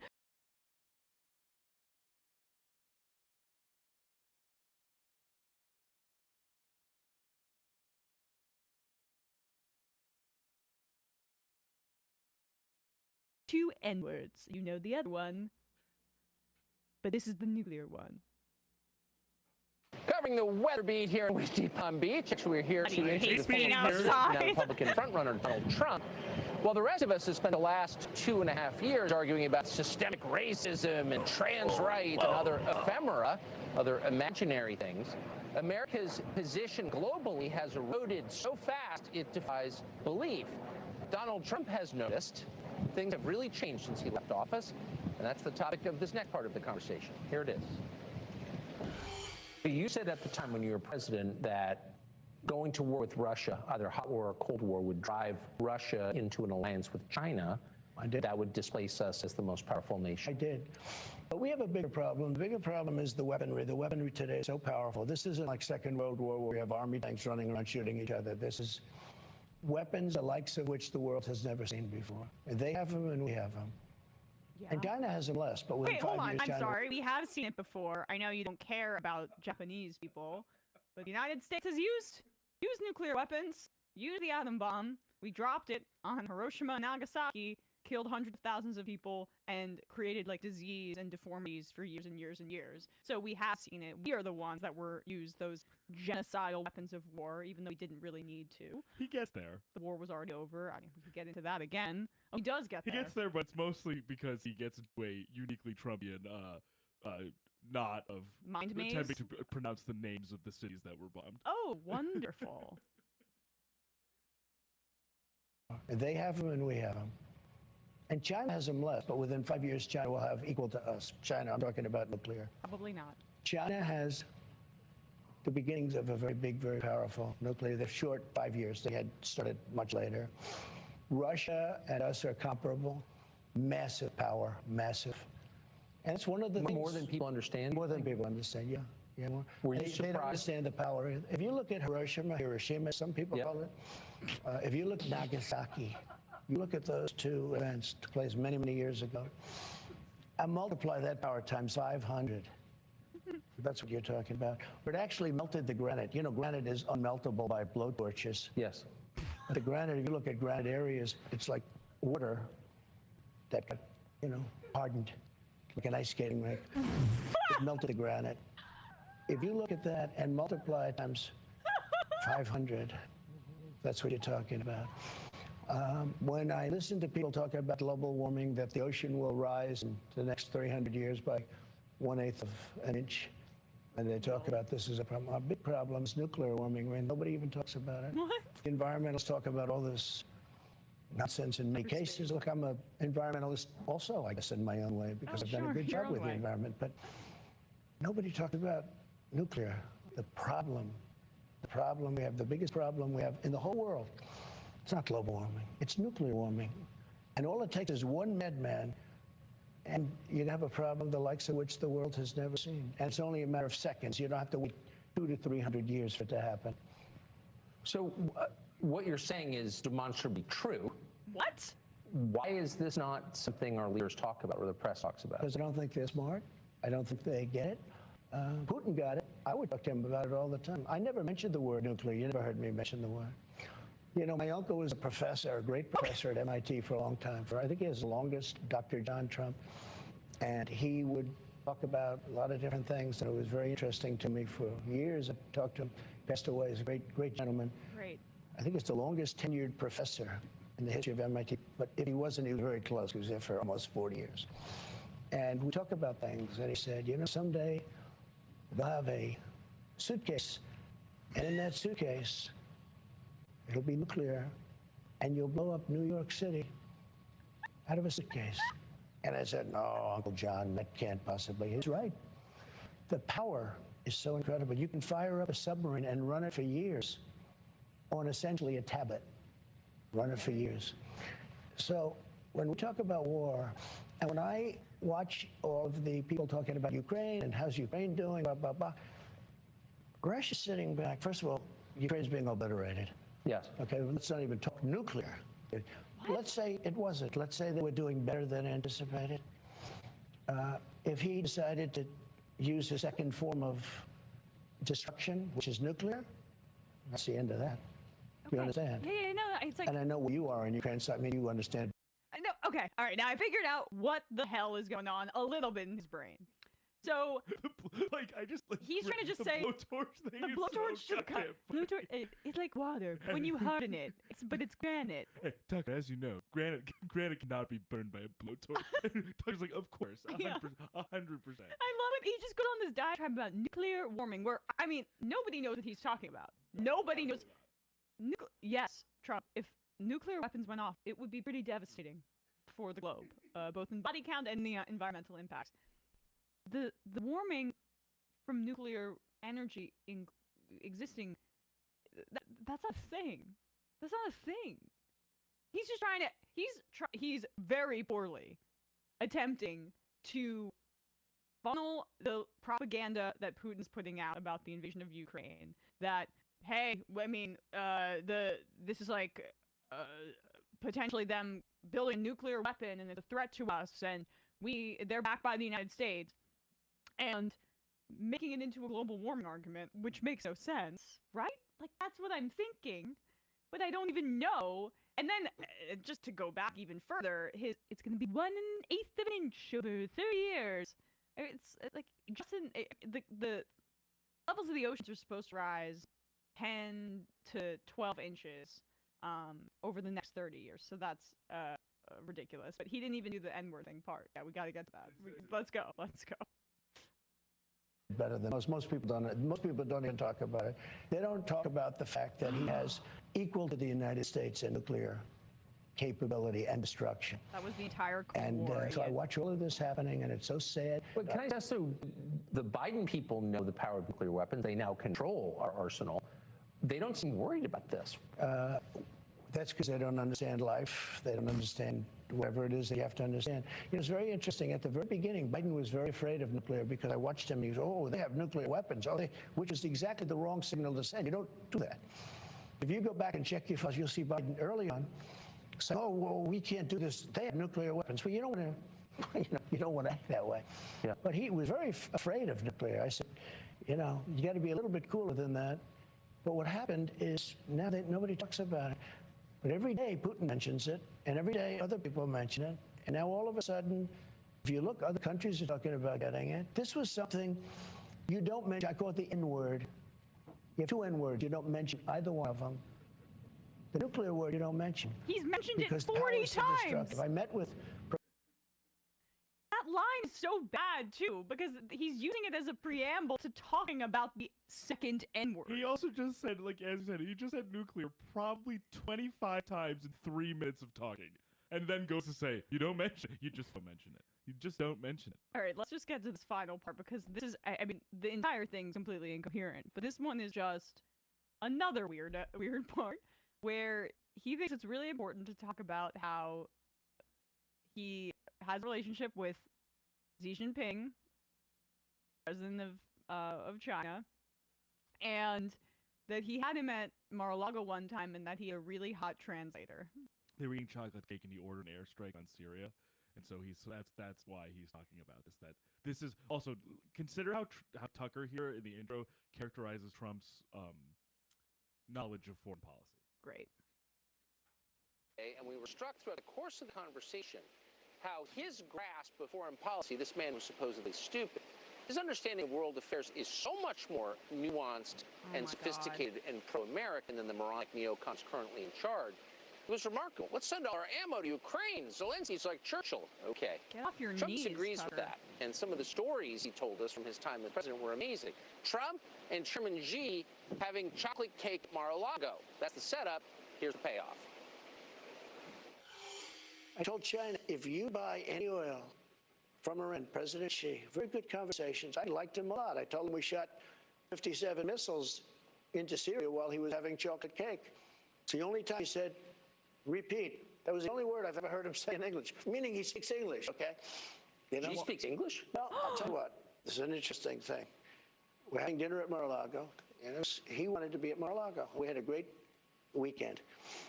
But we're having dessert now, beautiful chocolate cake at Mar-a-Lago. He had his people. I had mine. He was telling me stories about China, the history of China. It's very amazing. It's got an amazing 5,000 years, you know, amazing history. And President Obama didn't go over the red line, and because of that, Russia took over Syria, and there's a whole big thing, right? You know that. If Obama would have done what he said he was going to do, because they were killing children. They were killing children with gas bombs, by the hundreds, by the thousands in Syria. And he said, if that happens again, and it happened a number of times, and he still never went over the line, but I did. That was a good thing. So I shot 57 missiles, almost every one of them hit, into a military area, which had a lot of planes, wiped out a lot of planes, also Russian soldiers, by the way. You know, they say I was so nice to Russia, right? I killed the pipeline. I sadly killed a lot of Russian soldiers, that 500 group, because they were doing things that they weren't supposed to. Nobody writes that, and I want them to write it. I'm not proud of it, but we did that, as you know. But we shot approximately 57 missiles in. So when I dealt with President Xi, I was with him the whole weekend. He had an incredible, I'm not allowed to say it because it's very impolite and very politically incorrect, a beautiful female interpreter. She was very beautiful. Today, if you say it, they'll say, this is terrible. You're not allowed to say that. But she was very professional. She spoke every word for him. Very professional. Okay. Not allowed to say it. Super wise, super insightful and foreign policy content. His translator was super hot. Unbelievable. Yeah, after Tucker goes, his grasp of foreign policy is incredible. That's the clip they go with. It's almost as if it's on purpose. The clip they go with is him being like, we had this beautiful chocolate cake in Mar-a-Lago. I told him I hit an airstrike. The guy actually speaks English, by the way. And also, his translator, an absolute smoke show. Huge hottie. Total 10, and I only let 10s at Mar-a-Lago, where you can also get a chocolate cake, and it's really, really good. Come stay there. I wouldn't say it otherwise. I've had enough. I mean, I like, Trump, I love you for this content. Like, I truly, I don't know what to say. There's something about your brain that is so hilarious. But at the same time, please don't be president. Maybe be a Republican nominee, but please don't be president. So you can lose. Yeah. All right, let's read some IMs. Oh my god. Unverified user, does Trump not know about the Cold War? It doesn't seem like it. Emily, the show's better without Sam. I don't think so, but I appreciate it. Train Boy, Trump loves saying both N-words. He's doing it to make up for nobody mentioning either of them. Brooklyn Sue, Box Hoax would be a good band name, just a whole album sniffing. Skeleton Goo, Trump diffusing the arraignment proceedings with tear-jerking maudlin mask and unctuous hotbox of emotion. NJ Mailman, oh god, did Trump just lose the Jackson Hinkle and Jimmy Dore vote by saying Assad killed his people? LOL. Yeah, I know. Like 30 people that showed up to their little rally. Well, maybe they'll just stay home. Vote for Libertarian or something. That'll really move the needle. NJ Mailman, holy shit, Trump is literally the guy who wanted to build more nukes and said he wouldn't take a nuke strike off the table in 2016. That's true. He said he was going to nuke the hurricane, too, reportedly. Omega. And then Trump said in Trump voice, who let the dogs out? Who? Who? I had the worst box hoax in the world. And people asked me about my wife's box, and I said, I don't know. I told him, ask her boyfriend, but I think he had a meeting with me about that. I showed him the ghost of James Gandolfini, who would show him what for, and he still didn't tell me the ending of Sopranos. Reverend Wright, don't forget redrawing the hurricane lines. Yes. J. Pin PA. Trump's basic logic bus is this. He thinks because he didn't affirmatively attest to violating a specific law that means no intent. Can't touch me. He's wrong, of course, but that's how pathological he is. It will be his undoing. The question is, what will he take with him? Professional dumpster fire. I have successfully converted my fiance to an active MR listener, sending me fun have screenshots of Tucker Carlson's awful hair. I couldn't be more proud. Shout out to Liz. Shout out to Liz. Thank you. Emma's White Knight. Emma, I'll defend you until my dying day, but first you need to recognize the suffering of the circumcised masses. Good point. Cedar Seed, as a non-binary person, I personally prefer to be referred to as a filthy goblin whore whenever I go to the clinic. Serious business. Notwithstanding Bradley's point, I mostly see this Feinstein situation as a case of elder abuse, with her staff doing everything they can to buttress her in place for what most likely are cynical reasons. If I had the capability, I would be looking into her staff. I'm sure that would be enlightening. I hear what you're saying, serious business, but check out what staffers get paid. Like, they really don't have a ton of power, and the cost of living in DC is rising, and it doesn't seem like the staff are getting paid proportionally. Good on Ed Markey for, without contest, approving his staff's union, because that's a part of the what's needed to get people working in Congress a bit more money, and then that also makes them less likely to leave public service and work for a corporation or Lockheed Martin or some lobbying organization. Clarence Clearing, I love AOC for making a promise last week that if no one else, she will initiate the bill to push for an ethics investigation against Clarence Thomas and his impeachment. Looks like she forgot about it this week and will not really act on it. Just feeding news cycle, I guess. Disappointing. I mean, we'll see. They started an investigation in the Senate, and I would imagine she probably had to do something to do with that, because I'm not sure if you understand this, but the Democrats are in the minority in the House, so she has limited power to bring something up. She said she was going to work behind the scenes with the Democratic Party, and they've started an ethics investigation in the Senate, where the Democrats can control it. So I'm not sure your point is correct, honestly. Custodial artist, a whole episode on parasocial relationships may be needed. Side question, Emma, there was a mean person in line to get coffee with me. What's your stance on that? And how will you personally handle the situation for me? Life is best. Yeah. Let's do this, what do you think? We could do Elon, or we could do that. Oh, well, let's do Elon. Let's do Elon. So Elon Musk sat down with the BBC, I guess, yesterday, day before, and he was asked about his acquisition of Twitter, asked about the mass firings of the employees at the company, and Elon Musk says that it's actually been very hard for me. My acquisition of Twitter and my tenure of it have been quite painful for me. Anyway, dog emoji for the damn logo, poop emoji in response to press inquiries. It's very painful, but also very funny. It is nice to be able to change my display name to Harry Balls. Here we go. So let's get down to business, and we start with the exclusive interview that took place in San Francisco between Elon Musk and our technology correspondent James Clayton. It is one of his first interviews since he bought Twitter for $44 billion. He defended his decision to lay off a massive number of staff, saying that Twitter only had 4 months to live unless drastic measures were taken. These are rough numbers. Revenue dropped from $4.5 billion to $3 billion, and expenses went from 4.5 to 6, creating a $3 billion negative cash flow situation, and Twitter having $1 billion in the bank. That's 4 months to live. So unless drastic action was taken immediately, this company's going to die. Be owned by the banks. Let's talk about that drastic action, because almost immediately you sacked a lot of Twitter workers. Not true, by the way. And I spoke to them. It's very easy to speak to them when it happened. And the way they said, pretty much everyone said, is it felt quite haphazard. It was. And felt a little bit uncaring. I would say uncaring. The issue is like the company's either going to go bankrupt, or if we do not cut costs immediately. Wait, hold on. Why are we in this situation? Why are we in this situation where the company lost a bunch of money? I'm just curious. Is there a guy in a hot dog suit over here? Yeah, and we're all trying to find the guy who drove all the advertisers off of the platform by being a complete psycho. I'm trying to figure out why this company was on life support a few months ago. And so we had to take drastic action based on the mess that I created, and it was not uncaring. I was very sad about it. Chose not to change or reverse any of my positions or change my actions in order to keep like the thousands of people that I have employed with jobs. And this wasn't just in the United States and in offices at Twitter here domestically. Like, he slashed, I think, India's off to 90%, which is why the censorship that Twitter is doing in India on behalf of the right-wing fascist leader Narendra Modi is clearly coming from the top, because essentially they've gutted the staff in India, and it's clearly some sort of corporate relationship that Musk is developing with this guy, plus their political buddies. They're on the same side, which says everything you need to know about Elon, but here we go.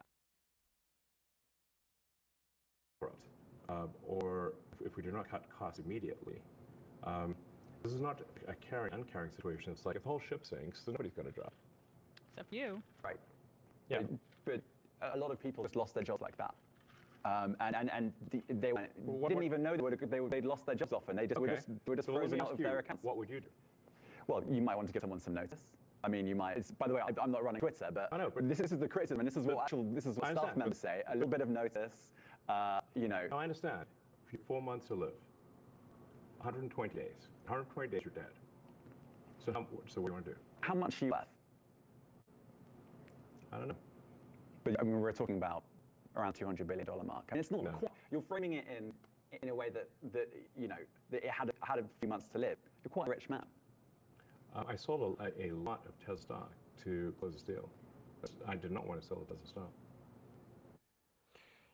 Okay. All right. So that was, I don't know why BBC interrupted there, but there's another part there. Like, again, that is a real point. He could, if he really cared about the Twitter workers, subsidized it and made sure that they were okay. But he didn't. He made a choice to take the company private, to say we are going to drastically alter our content policies to allow for white supremacists and right-wing crazies and all of that other content to be put alongside you, Kellogg's, and your advertisement on Twitter, or you, Toyota, and your advertisement on Twitter, alongside a bunch of other like insane decisions, including this long-rolling, bizarre fixation with the blue check. The platform became dysfunctional. Advertisers left, and then he offsets that cost onto employees, which is instructive in how you can do billionaires and not worship them like little simps. All right, next part here. Advertisers will return. Let's have a listen to this. In terms of advertising, obviously Twitter's not a private company anymore, so we don't really know how it's all going. Have all the advertisers come back? Not all, but most. And you can see it for yourself on Twitter. Not true. Even in the For You feed. Right. I mean, in the following feed. Don't just For You because it sucks. Right. It does suck. Why is it? That's not what I said. Okay. Well, why don't you use For You? What's wrong with it? How's it going? Is Twitter a profit now? No, Twitter is, I'd say we're roughly break-even at this point. And I think you said before you see a world where you could be in profit. Is there a timeline on that, do you think? I mean, depending on how things go, if current trends continue, I think we could be profitable. Or, I mean, I'd say, to be more precise, we could be cash flow positive this quarter if things keep going well. This quarter, as soon as that? Possibly, yeah. Possibly, wow. Sure. Do you have a message for the advertisers? I mean, can you say which advertisers haven't come back? I think almost all of them have either come back or said they're going to come back. There are very few exceptions. Can you say any of the exceptions? I actually don't know of anyone who said definitively they're not coming back. They're all sort of trending towards coming back. But there are some that haven't. Jumping in the water's warm is great. That's your message to the advertisers they haven't come back. Yeah, I mean, look, if Disney feels comfortable advertising their children's movies and Apple feels comfortable advertising iPhones, those are good indicators that Twitter is a good place to advertise. Liar. Okay, we're good here. I mean, it's like, what? There's not this. The fact that he even felt the need he had to do this interview is telling in and of itself. He's trying to change the image around the company. But like the fact that, he's structuring this in major social media company based on his like personal feuds with things like people like the creator of Substack tells you everything you need to know about Elon Musk. Well, also, I just will say I'm fascinated by that contention that like if Disney and Apple are advertising on this platform, that it means that this will be a good trend for their advertisers going forward, because those companies have zero risk at being on any platform. Well, there's that, but also they're so massive. If my experience on Twitter recently is any indicator, especially now with the checkmark migration. Yeah. So basically, if I search something on Twitter, and this is just anecdotal, I don't know if it's the same thing for you. If I'm searching something, be like, oh, like this is where I get my news. Let me see if I can find something about a keyword about a news story. The first 20 searches are verified right-wingers laundering a story about a news source, but there's literally not a single actual like credible news source that is gets any sort of SEO on Twitter anymore. You don't get like a Reuters headline or an AP headline. You get like the Trump daredevil, like that mustachioed state legislator in Missouri being like, I'm gonna go kill trans kids.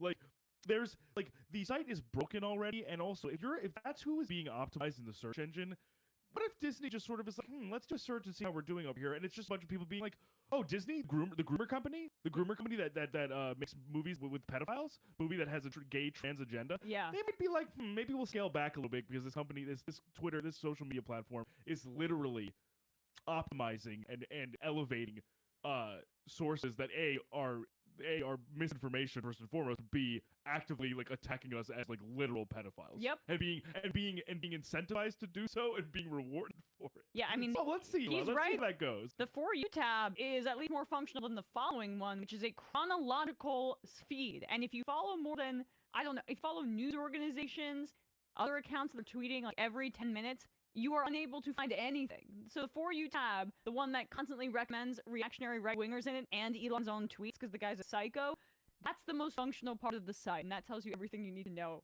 about how it's going over there. All right, let's do one more clip. I am torn between this Jordan Peterson, this Candace Owens, and I'm going to defer to your judgment on this one, Bradley. What do you think? And I'm sorry, guys. I know we just had a lot to do today, so we won't have any time for calls. I'm going to turn on the voicemail. I really apologize. We'll do some more calls tomorrow. Only got to 2 today, I know.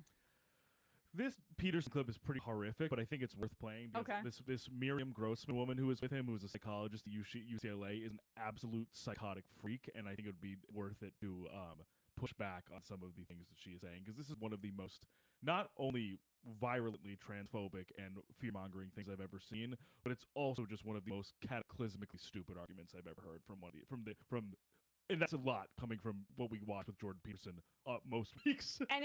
And wow, what a shock. Jordan Peterson brought on staff at the Daily Wire, that employs Matt Walsh, #1 transphobe in the country because he has no other talents. And now Jordan Peterson at the Daily Wire, doubling, tripling, quadrupling down on transphobia. It's almost like it's not a coincidence, and it's actually probably a stated mission of the Daily Wire to perpetuate this shit. Yeah, it's almost like they're not free thinkers, and they're looking at the graphs of engagement, which you can see on Media Matters, that right-wing sites are getting a huge boom from people paying attention and clicking on their stuff because of transphobia. And it's probably like the same people over and over again stirring up hate, because I think a majority of Americans want trans people to be able to be at least left alone. But it's profitable for them, and that's the reasoning behind this. And I do want to make clear also that when I think I just saw a few IMs last time when we played that Matt Walsh debate clip.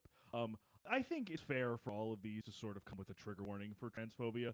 And I say that completely seriously. I'm not being facetious whatsoever. I mean, this is some really, really disgraceful and difficult stuff for me, a straight cis white man, to watch. So for anyone who is actually, in one of these marginalized communities, I completely understand. But I think it's worth, giving a trigger warning. But I also think it's really important that where we are, we really back. Strongly push back against this shit, because this is like almost violent.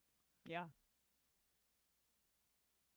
everyone is terribly concerned about the suicide rate among kids who are questioning or confused about their gender identity. And of course, we have to always be concerned. One suicide is too many. We're all on the same page about preventing suicide. Okay, but no one is talking about the fact that, you know what? Some of the parents are suicidal. This whole thing is driving some of the parents to feeling suicidal. And I'm talking about parents who have gone through the most terrible things in their lives. And this issue, this particular ordeal with their child, seeing their child slip away and become someone unrecognizable, both in terms of their personality and their physical persona, and in terms of their future losses, will this child be totally estranged from the family? Is this child going to come visit me when I'm sick in the hospital? Is this child, going to come to their siblings' weddings? Well, I can barely imagine. Hey, newsflash, Miriam. Straight people can be pieces of shit and bad kids on their own. They don't need to change anything about their composition to be just fucking bad kids and bad siblings. That is not a genetic thing. Some kids just grow up to be pieces of shit. Yeah. Or maybe, and this might be a crazy thing to think, what if it's your fault? What if it's the parents' fault? We'll get to that in a second. But okay, let's just acknowledge there was a bit of a cut there. Thank you, Bad Stats, for putting us up. As always. Always ready to count. Way to count, follow Bad Stats. Yeah, wading through the muck here. But this is Peterson's reaction.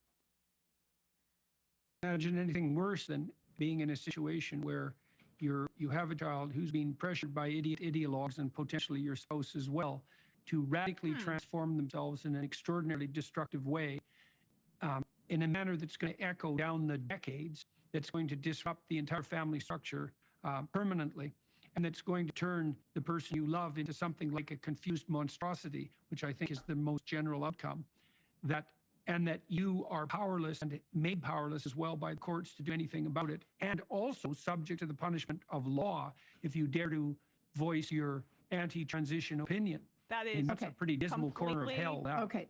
That is complete. Is that really the end of it, basically? All right. That is completely counterfactual. There are 400 plus anti-trans, anti-gender affirming care bills, making it a felony in some instances in some states to provide gender affirming care to kids. There's actually zero examples of what the intellectual Dr. Jordan Peterson there is saying about there any being some like criminalization of parents for not providing gender affirming care to their kids. In fact, it's the opposite. Parents are under threat right now for doing what their child says is right for them. This shit drives me insane because what I said before is like there are many factors to where families fracture that have absolutely nothing to do with anyone's gender or sexuality. I don't know if Miriam Grossman is a parent, but parents are sometimes really shitty to their kids. Parents sometimes physically and emotionally and mentally abuse their children. So maybe that's why they wouldn't want to go to a family wedding. Maybe that's why when they're sick, they maybe wouldn't feel necessarily comfortable going to help them. Because maybe if they were in that situation, their parent wouldn't support them either. Clearly, because these two fucking people are saying that transitioning would lead them to be a monstrosity or lead them to essentially completely alter how they are mentally and emotionally. If I were that kid too, if I were one of these people's children, I wouldn't associate with them either, and it wouldn't be because I was trans. Exactly. Here we go. About it, and also subject to the punishment of law if you dare to voice your anti-transition opinion. I mean, that's a pretty dismal corner of hell. Okay. Okay, I thought yeah. First of all, as I said, there's no censorship. In fact, don't say gay is the opposite. You could get in trouble for saying there are trans people, for saying, being a teacher and saying I have a husband when you're a male teacher. It's the exact opposite, but Republicans, conservatives are really good at that.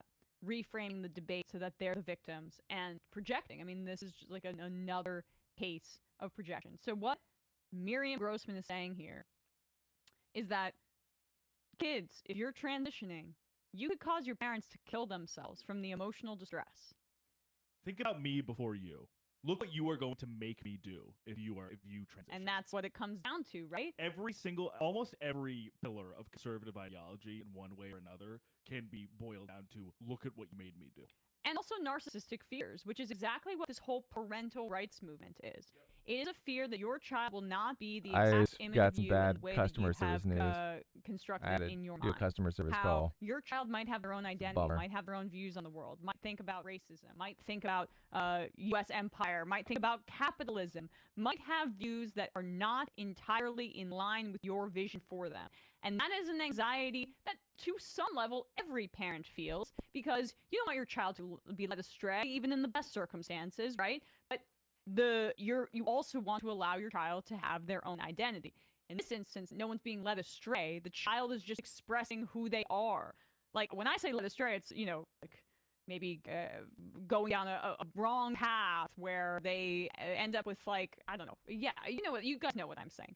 This is not that. This is not that. This is the exact opposite of the other end of the spectrum. Appealing to a fundamentalist narcissism, which is one based in cultural norms being static and based in parents not respecting the agency of their children. And, like, this threat, if a trans child heard this, first of all, if you're trans and listening to this and you're a child, you being yourself, if your parent can't accept that, that is not on them. Or not on you. That is on them. That is on them.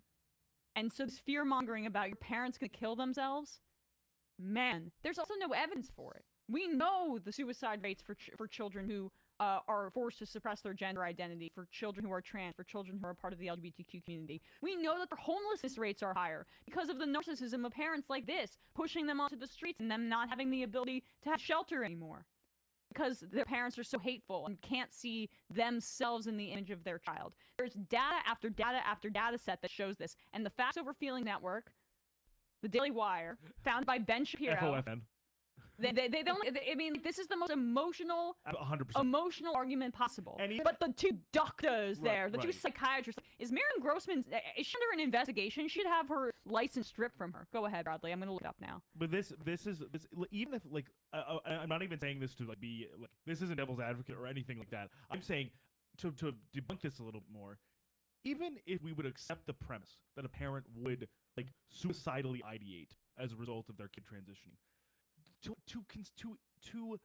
if you accept that premise, which I think is not even acceptable, if you were to then conflate that motivation or reasoning entirely to child transitioning, that is A, I think, completely reductive to a person's mental health, and B, assumes so much responsibility towards a child in regards to their parents having a mental illness. Like, suicidal ideation is not just like, oh, I see something happening, therefore I'm going to kill myself.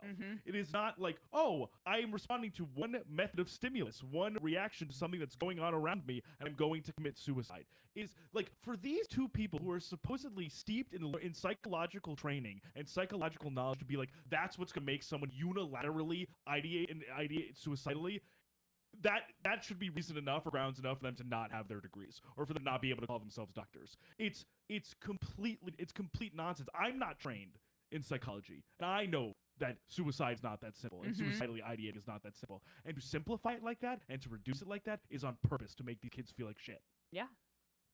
It is very, very disgusting. With that, let's read some IMs, and we're going to get out of here. Trek left. As a parent who battles depression, the idea that my son finds... Okay, I think you got cut off. I'm sorry that you battled depression. Stay strong. Build back bitter. This Pearson framing is what we call mental health fields in the mental health field sicko shit. Yeah. Demian, that Jordan Peterson's a dangerous fool. F is freak. Left-wing Limbaugh pretend that they care about parents' lives, says the oak who was rather fond of grandparent sacrifice during the pandemic or letting mothers with high-risk pregnancies die. Right, yeah, I know.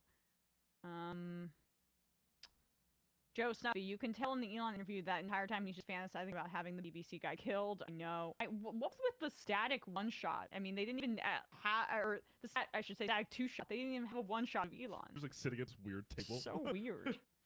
I don't want the camera on my face. What would you do, James? Seb Gorka's back pain. The Tucker interview is like Mr. Krabs trying to remember something SpongeBob told him, and all he can think of is remember licking doorknobs is illegal on other planets. Also, I know you're referencing. Also, and I hope, we all love and support you. Thank you very much. Between the 1 and 1 and the 5, Xi Jinping not only looks like Winnie the Pooh, it appears he likes his honeypot interpreters. Oh! NJ Mailman. Oh god, did Trump just lose the Jackson? Oh, I already read that one. Conservative mind virus. There's no tactic for demonstrating superior intelligence, quite like the understanding whatever it is.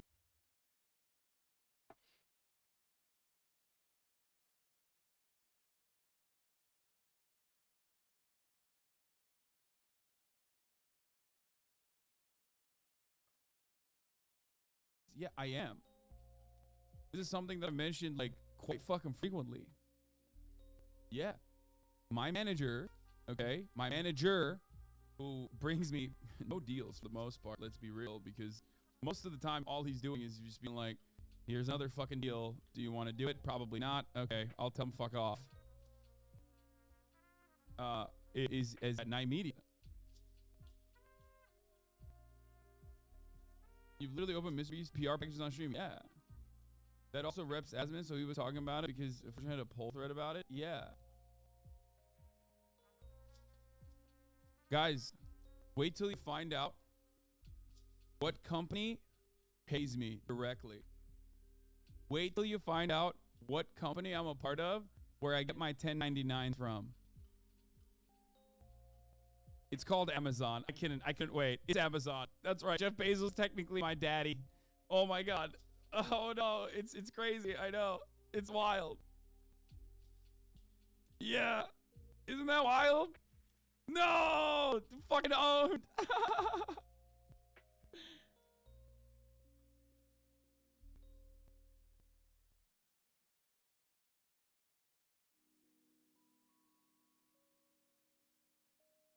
Why isn't there a disclaimer about this? Unsubbed.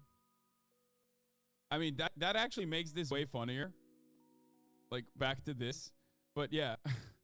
That makes this entire process way funnier, considering that, like, I'm, you know, one of the top subscribed streamers on fucking Twitch, platform owned by Amazon.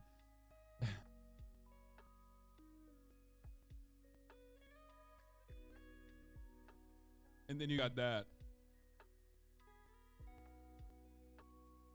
Hey.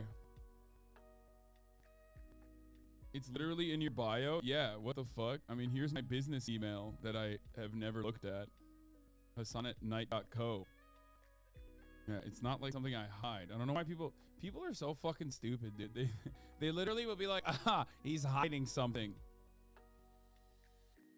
He's hiding this big secret, this big nefarious secret. It turns out Hassan works for Amazon.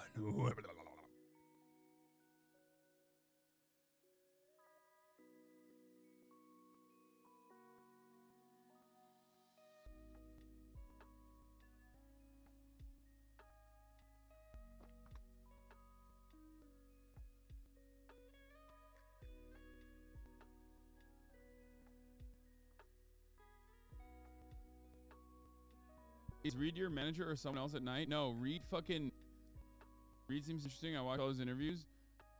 He is like the owner, basically. He's like the head of Night Media. His story is interesting. He started off with, like, I think, was it Dude Perfect or some shit? I don't remember. Why do you look so much like this Hogwarts character? Do I? That Hogwarts character has no beard? Oh, not really.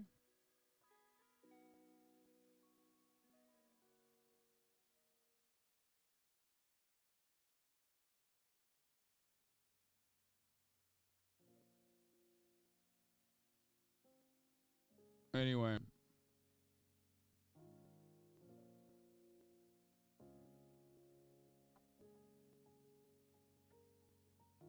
I was watching the Philadelphia mayoral debate and yikes.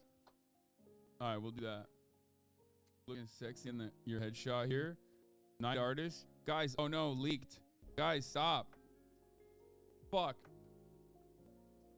The secret is out. That was never. The real fucked up shit is that they relegated me to the third. Yeah, Hassan's pretty to the solid. third? Like really? Him. Good stuff. Like, that's kind of that's hey, a little messed up, I think. Why am I on the third fucking... Why am I on the third level here? What the fuck? You put Carl above me to add insult to injury? What the fuck is this? I'm below Carl? Where are you from, Nix?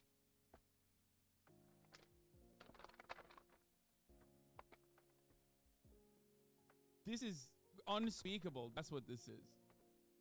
Zoom out enough and you'll be in the first row. No, it doesn't work that way. Hey, I'm from the United States of America.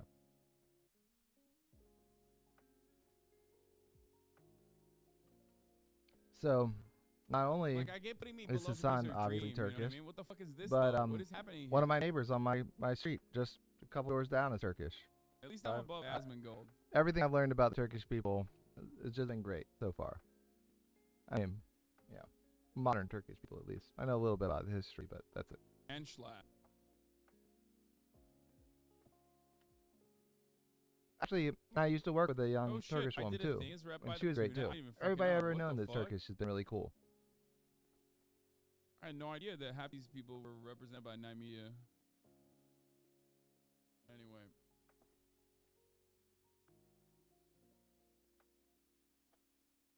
And just the little bit I know about the history of Turkey makes me Would they want to actually go there. feel- Like, I mean, look, it'd be every high on my content list of creator's, places to managerial see. needs are very different. Oh, well, thank you very much. That's What very nice of you. managers do in theory is they will Um, go out. but yeah, they already have pre-existing Turkey, you know, brands and stuff, has brands this wanna do amazing campaigns for history, and it's like influencers. right on the Influencers kind of supposed to crust open with a all brand, these be different like, this is my cultures, and it's got its influencer, own culture this that's is my really content creator, fascinating and amazing. you I mean, know, it's you at be one a point part it of was your kind of the next center wave of the world, like you know, that, right? for a lot of people at least. For me, it's So a little yeah, different. It's mostly Turkey's just really like fascinating. brands coming Probably in a on lot of ways, inbound they're similar to requests, why and the then U.S. my is management fascinating. telling them that I'm not going to work with them after they say they're going to give me a shitload of money. Well, That's there you usually go. how that Yeah, the works. Ottomans. I mean, talk about an empire, almost as big as any that had ever been.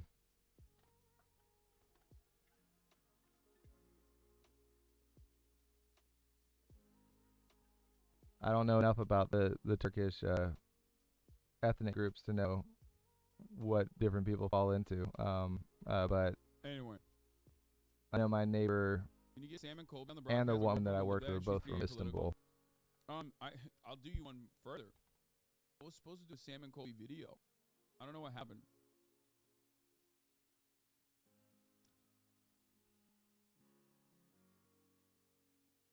Yeah, I mean, I feel lucky. Where I live is a big city, so it's pretty multicultural, and so I've These known a lot guys, of Sam and people Colby, from they different do, places here, and in general in they my do, life, like, scary stuff. I've been around the They're world a bit, paranormal and investigative content creators. I've known lots of people from different they places, and basically it's always do, like, you know, we got it always stuck makes in you a better person to know people from different places. Scary insane asylum or something like that. You know what I mean?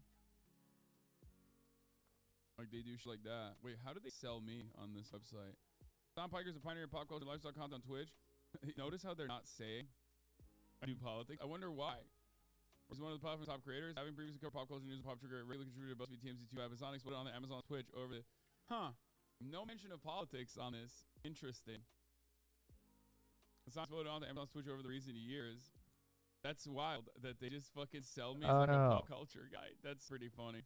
Yeah, I hate that you're dropping frames.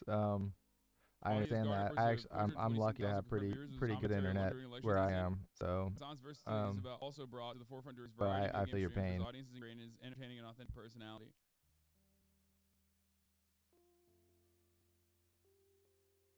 Well, yeah. What are they supposed to fucking I guess it say? might Hassan, help if you most notable for saying reduce America the served 9/11. resolution, but you know it only helps so much.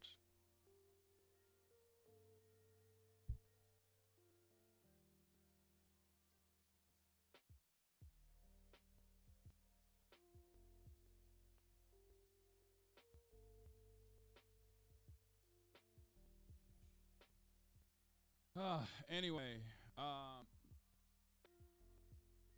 yeah, they most notable for saying Americans are 9/11 and also anti-white racism when he said cracker.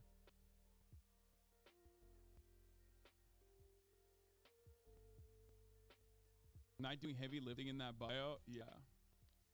Hasanabi is most notable for serving top of the hour ad breaks at the top of every hour, and then telling his audience that if they no longer want to see those ads, all they need to do is subscribe, which they can do for $5 or for free with a Twitch Prime. That's right. Oh wait, I think actually I we're need getting to. into stories I need today, to. okay, we're getting in. Use we, my I Prime did too today, much don't of I? a fun. Ins today. Okay. No news What first does that hour. mean? This has been the most like my hair is out of control. Holy shit. Because I gotta wait till tomorrow. This is the But least news dense first hour I've ever done. I have already blasted off.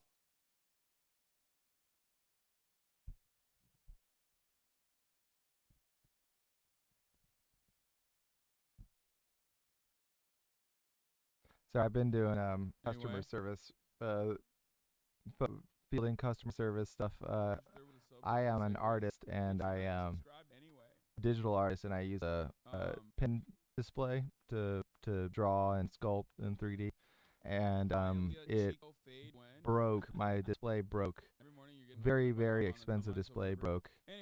And just a USB function which made the pen work, not the display itself. But that made it so that I can't use my pen tablet. I can't use it as a pen tablet anymore. And they won't repair it because it's too old, which is ridiculous because it's not that old, and it's very expensive. Very, very expensive. So I'm very frustrated. I cannot afford to replace it, and I'm hoping that I can maybe afford some sort of like, decent Chinese competitor. But I don't even know about Change that. the way they talk in predominantly white spaces. That's, and also hair growth. It's very weird. It's a very weird story because it's like being it's like being pushed by all the dumbest motherfuckers on the planet. They literally are like, wow, he's faking it. He grew out his hair and has an afro now. Anyway, are you gonna talk about the hate Chris is getting for being on HRT? Yeah, it's unsurprising. It's really fucked up. I'll talk about that as well. He's the son of a preacher. Of course, he talks like a fucking preacher in a sermon. Yeah. I'll show you all of that in a little bit. But let's get started with fucking TYT drama, okay? So what happened? A couple of weeks ago, Anna basically popped off and said, like, I don't want to be called a birthing person. I'm sick and tired of this idea. Everybody's talking about this. I'm not a birthing person. I'll never be called a birthing person. You can never call me a birthing person. Birthing person, birthing person, birthing person, birthing person, blah, blah, blah, blah, blah, blah, blah. Now, for many people, it was like, what? Like, who the fuck did this to you? Like, what do you mean? Like, are there just people going around saying, like, you're a birthing person? No, I don't think so. It was one of those things where, like, what she's saying isn't unreasonable. You know what I mean? Because being reduced to your, like, reproductive capabilities would be really ridiculous. And that's precisely why nobody fucking uses it in the real world. It's utilized in either academic concepts or medical concepts, right? It's either used in medicine, where it would, it would work, or in academia. Check. Perhaps there are some weirdos and fucking over the top hypersensitive people that will deploy it. Okay.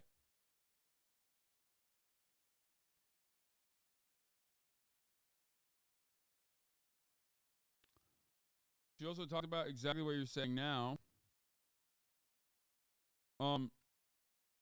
Lol, the meltdowns over wanting to be referred to as a woman rather than a birthing person is pretty wild. I'll never apologize for that, especially as the biological woman who's had a fucking lifetime being told I'm less than a woman. No apologies. So,